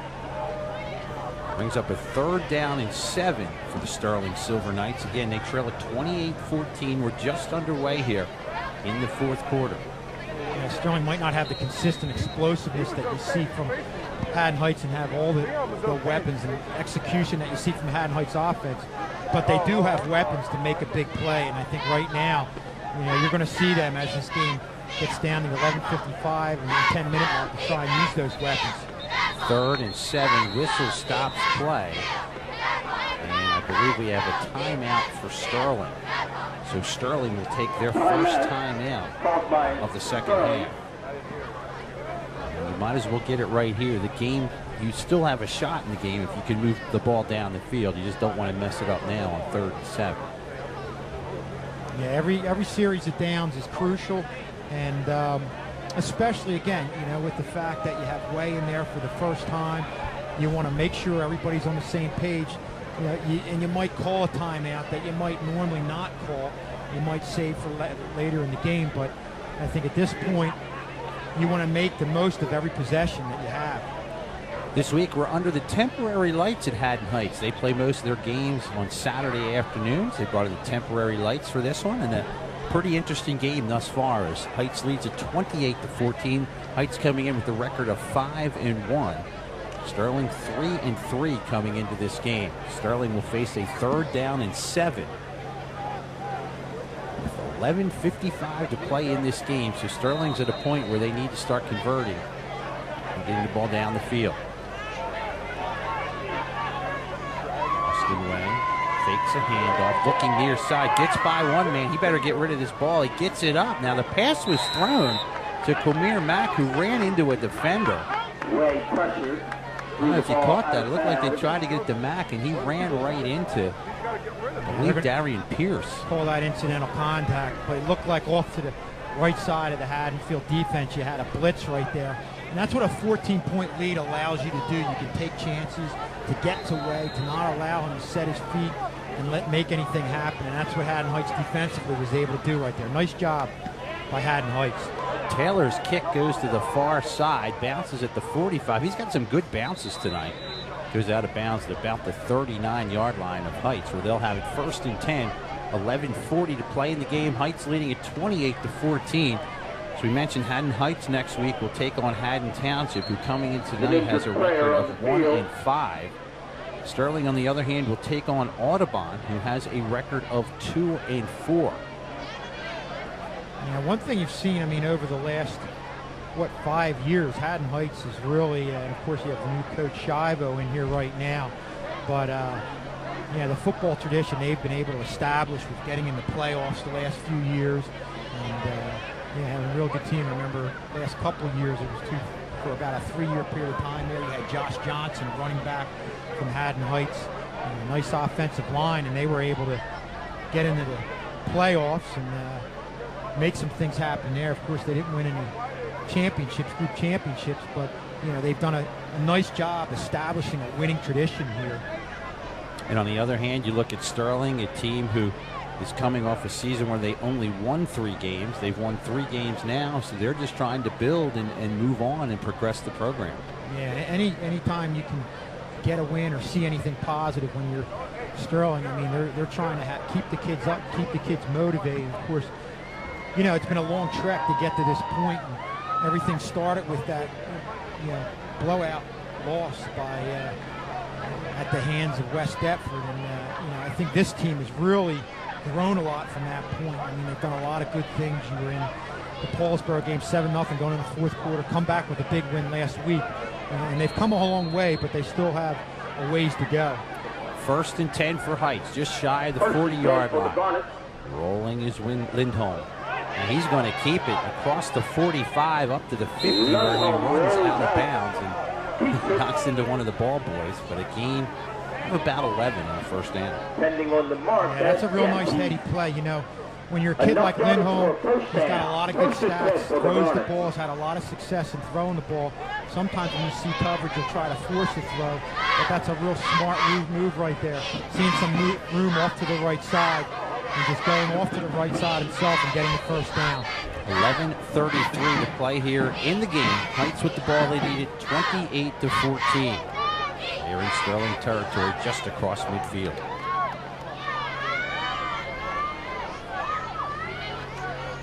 Joyner finds a seam, picks up a block, cuts it ahead. He's going to get a first down, a gain of 12. Khalil Howard on the tackle.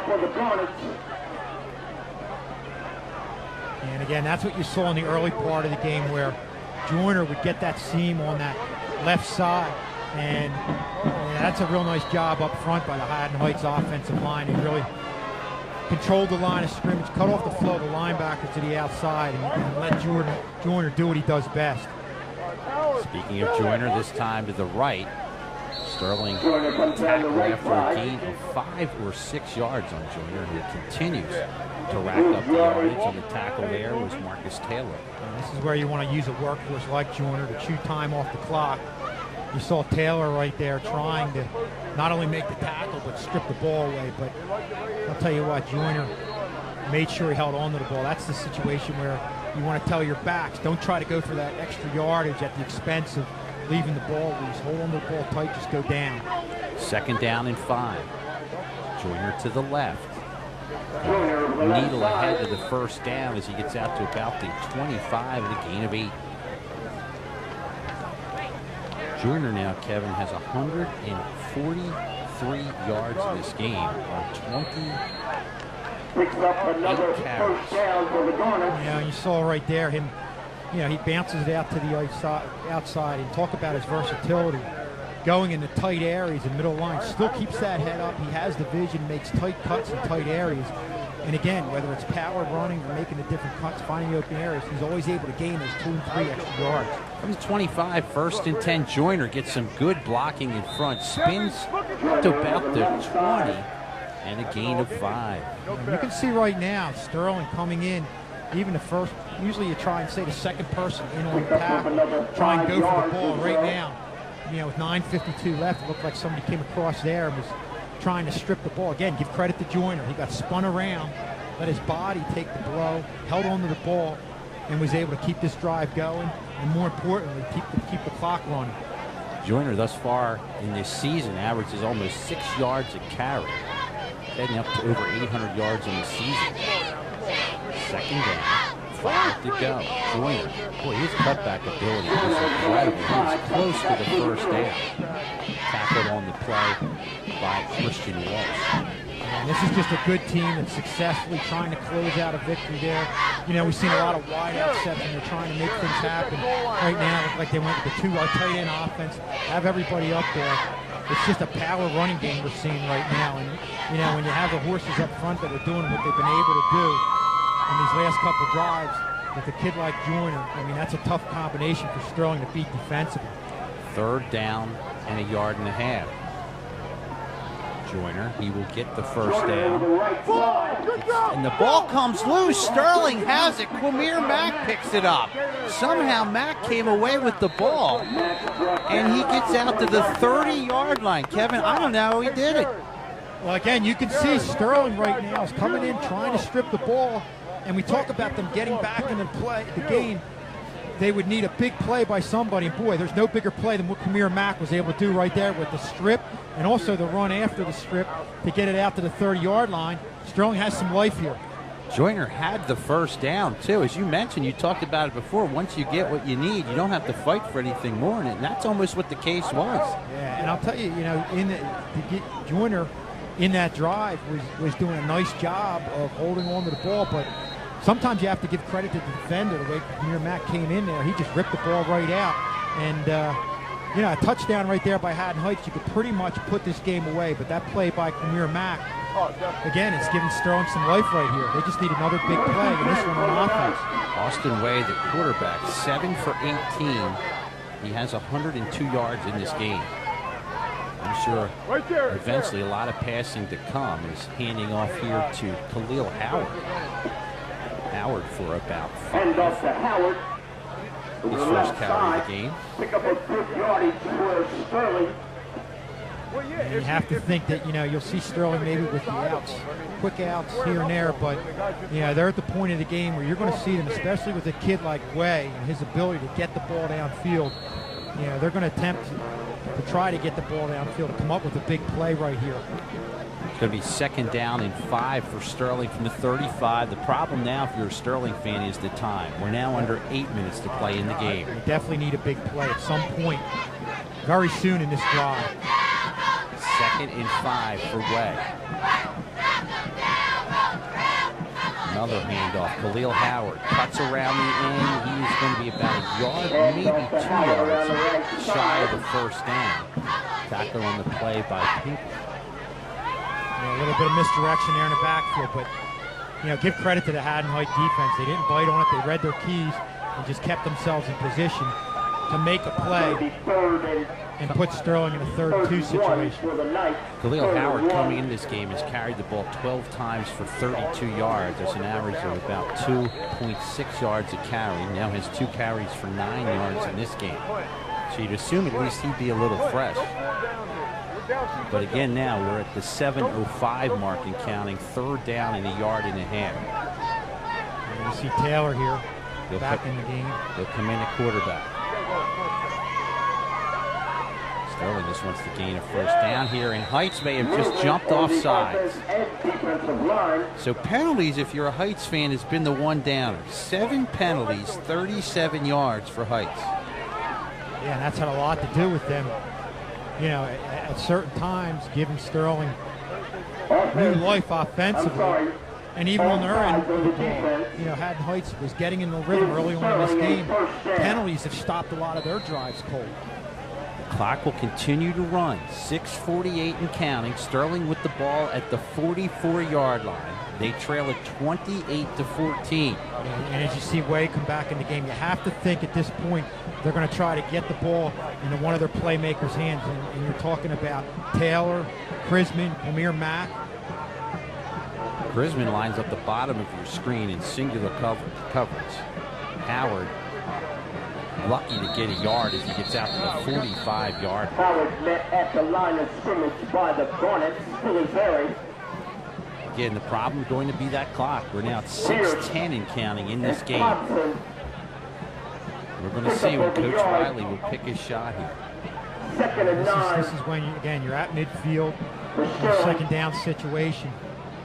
Very interesting to see what Coach Wiley's going to come up with here. Obviously, he's been able to come up with 2 plays that have resulted. One resulted in a score directly. The other one got them in position to score. So,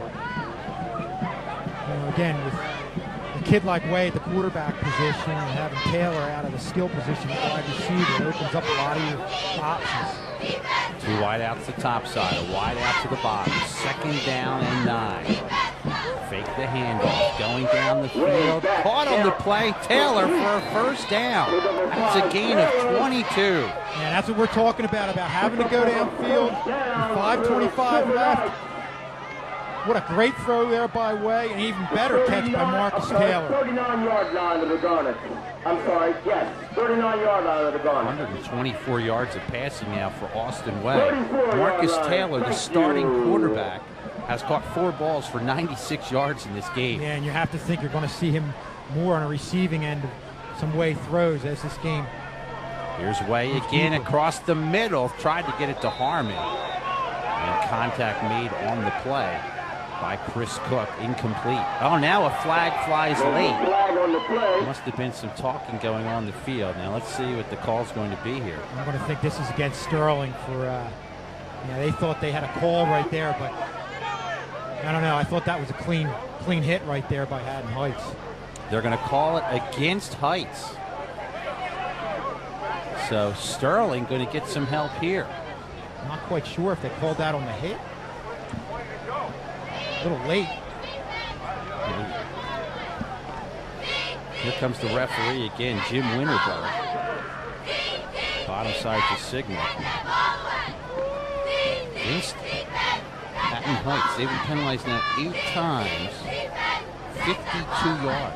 Interference called on the So corner. pass interference, that was a tough call, I think. Kevin. Yeah, it really was. I mean, it looked like, I don't know, it looked like you had the hit after throw. Apparently there was something that went on prior to that. I didn't quite see that, but obviously the officials did, and Sterling's got themselves a 1st and 10 here. Just inside the 20 at the 18. Way hands it off. Right up the middle, Khalil Howard, close to a 1st down and a gain of 10. This is getting real interesting now. Yeah, a little bit of a delay draw, and you had to think that at that point, with Way and all the weapons Sterling has on the outside, yeah, it's going to leave that middle area open, and Howard came up with a real nice run to get 9 and leave him with the 2nd and about 1 right here at about the 9-yard line. So from the 9, 2nd and 1 for Sterling. 4:27 and counting to play in the game. They trail it 28-14. Here's Howard again, jumps a man. He will get the 1st down and a gain of 3. Puts Sterling in a 1st and goal. Gets the 1st down, 1st and Again, goal as you for see, Sterling. you got a 1st down, move the chains, but you're still going to see more time go off the clock here. So even though you have a 1st down, I think you're going to have to go to the end zone. You have your confidence in your quarterback, Austin Way. Looking for his 1st touchdown pass. This is his 1st game. He came in off the bench, the quarterback today. He's a transfer from Paul 6. Clock continues to tick down, Kevin. We're at 3:50 and counting. 1st and goal from about the 6-yard line. 2 wideouts, 3 wideouts to the top, 1 to the bottom of your screen. Way rolling right. He is looking. Gets the pass off, and it is picked off. Believe it was picked off. Was he inbounds? Okay, I apologize for everything. Tough to tell from over here, Tad. I agree with you. I thought he had it. We are at about the furthest point from even seeing that. Well, nonetheless, if it wasn't picked off, Sterling very fortunate that it was not picked off there, because that's your game. And I'll tell you what, you have to give credit. Again, Way is the kid who's going to put that ball out there where either his receiver can get it or you're not going to be able to pick it off because it's too far out. He's almost thrown it out of bounds right there. 2nd and goal from the 7. 3 wideouts right side. Way's slipping, goes back to his left. He may run this. Now he goes to the end zone. Man there, incomplete. Nice defensive play. Keshawn Bounds knocked it away. I'll tell you, that's an outstanding play by Bounds. I mean, in a lot of situations, you would see somebody hit the receiver in the back. You get the pass interference. He just did a nice job coming over top and batting the ball away. Great individual effort right there. You mentioned, Kevin, a very difficult play not to get pass interference. A great play by Bounds, a senior. Now it is 3rd and goal in 2-down territory. 3:28 to play in the game. Sterling with the ball, trailing at 28-14. For Sterling. Tough to navigate in so close. 3rd and goal. Way across the middle, has a man there, and it was dropped. Connor Walsh had a chance to get his 1st touchdown of his career and didn't see it. Yeah, there you see Sterling trying to exploit that middle area of the field. Yeah, that's a great call right there. You had Way faking like he was going to roll out right. Everybody's over there. You have a triple wide receiver set right there. And the middle area of the field was wide open, and Walsh just wasn't able to come up with the catch right there. Connor Walsh would be the first to tell you that he should have caught that one. Well, yeah, and this is your ball game right here.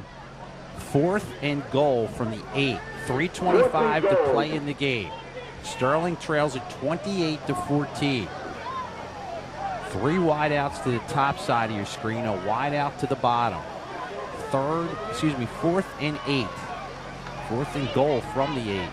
Way's got to get this off. He does, and it is caught. And does he get in? Yes, he does for the touchdown.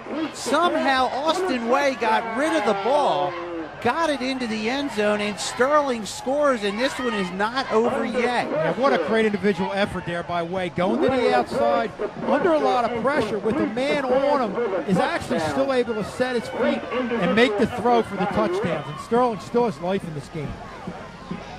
28-20, they trail it with 3:18 to play in the game. Now, this is the fun part where the kicker, Taylor, has to change his shoe. He is actually at the 10-yard line having his shoe tied right now to try and get in this extra point. Gonna have to hustle up here. I don't know if they're gonna be able to get this one in. Extra point try is on. Taylor.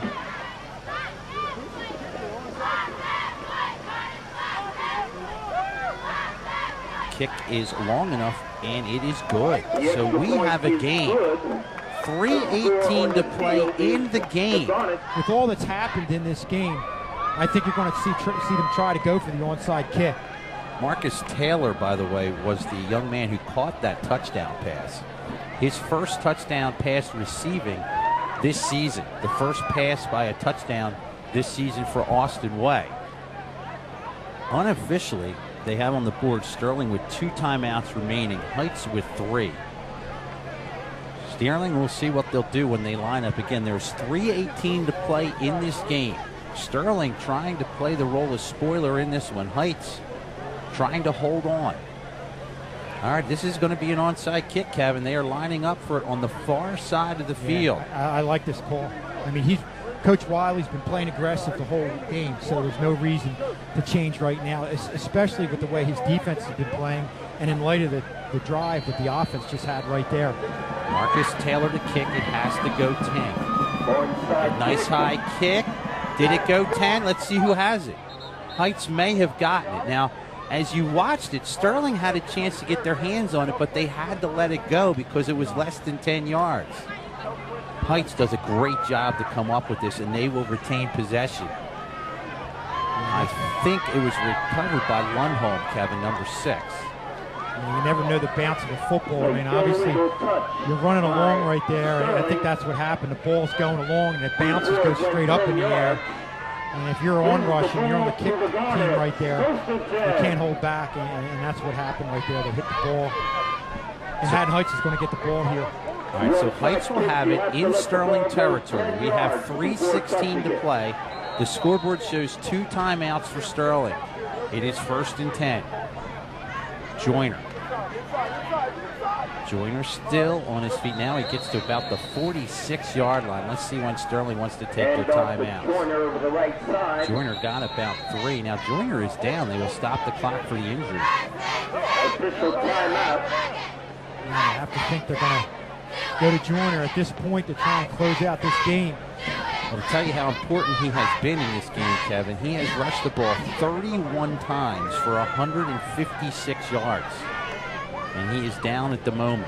Yeah, he's every bit of what we've heard of him coming into this game. I mean, just a complete football player.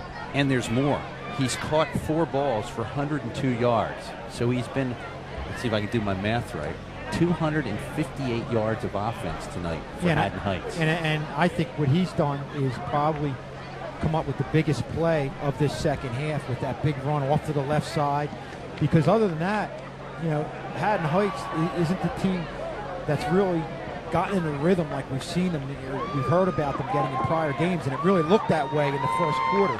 I mean, a lot of that has to do with Sterling coming up with some nice plays, but that's what your leaders do. They come up with big plays, and Joyner did that with that big touchdown run. But we'd be looking at a tie game right now. 2nd down and 8 for Haddon Heights. There is 3:09 to play in this game. The clock will start on the blow of the whistle here to put the ball in play. And they will start the clock now. 3:07 and counting. New tailback into the game. This could make it interesting. They give it to the new tailback, who gets around the corner across the 40. Runs over a man and is close to a first down. That is the first carry of the game for Jason Smith, who is just a freshman. How'd you like to give the game to a freshman in that situation, and he converts the first down? Yeah, that was Jason Smith going off to the right side. You know, we called Julian Higgins' number on defense, but I'll tell you what, he did a real nice job pulling out to the right side, leading the way. That is that big run right there and a big first down. Big time run for the freshman who comes off the field. Jason Smith gives Heights some breathing room. 1st and 10 from Sterling's 38. 2:20 and counting in this game. Joyner, his 32nd carry of the game, and he pulls ahead for about 7.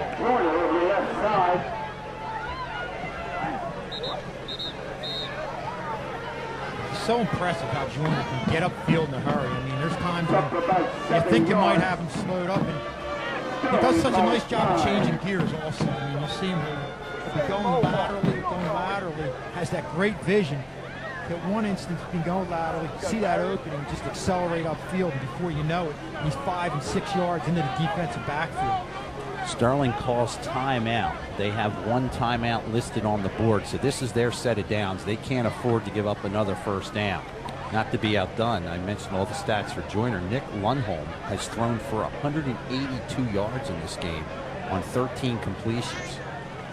So not too shabby himself, just as advertised, both players. 2nd down and 4. Sterling needs to stop as they only have one timeout remaining. Joyner up the middle. He will get the first down inside the 25 and a gain of about 7. Just keeps those legs going right there. Sterling only has one timeout remaining. 1:54 and counting in this one, in a surprisingly good game here from Haddon Heights. I think Sterling has given Haddon Heights everything they can handle tonight. Absolutely. I mean, the effort that they put out here, you know, this is a team that you can definitely see has been getting better as the years go on. Clock ticking down, 1:32 and counting in this game. 1st and 10. Joyner finds a seam. Boy, I'll tell you, this front line blocking of Heights has done a heck of a job. That's the 34th carry of the game for Joyner, and he's going to be up at about 175 yards. Again, the last timeout taken by Sterling. It'll be 2nd down and 5 for Heights, so you're in a tackle-the-ball situation if you're Sterling. Joyner is not giving in to anyone, as he is going to get a first down inside the 10 and a gain of 7 more. And you talk about moving forward here in this Haddon Heights team.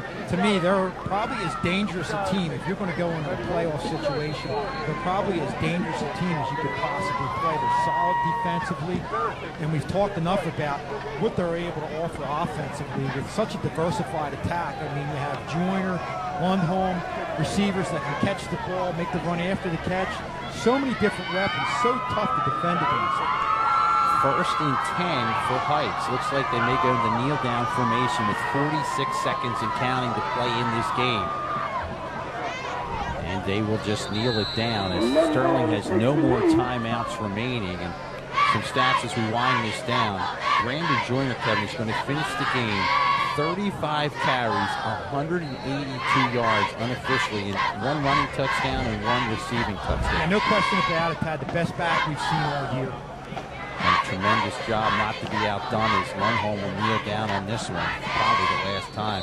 Lundholm is going to finish the game 13 for 20, 182 yards and 3 touchdown passes. And that is just about going to do it, Kevin. A quick final synopsis as we look at this one. Well, I'll tell you what, Sterling played tough, but you got to give credit to Haddon Heights. I mean, Sterling got them off the game, fought back, but Haddon Heights did what they had to do, and that's what good teams do. And again, they're going to be forced to be reckoned with as they move to the latter part of the season and into the playoffs. They're a scary team for anybody to be playing in the playoffs.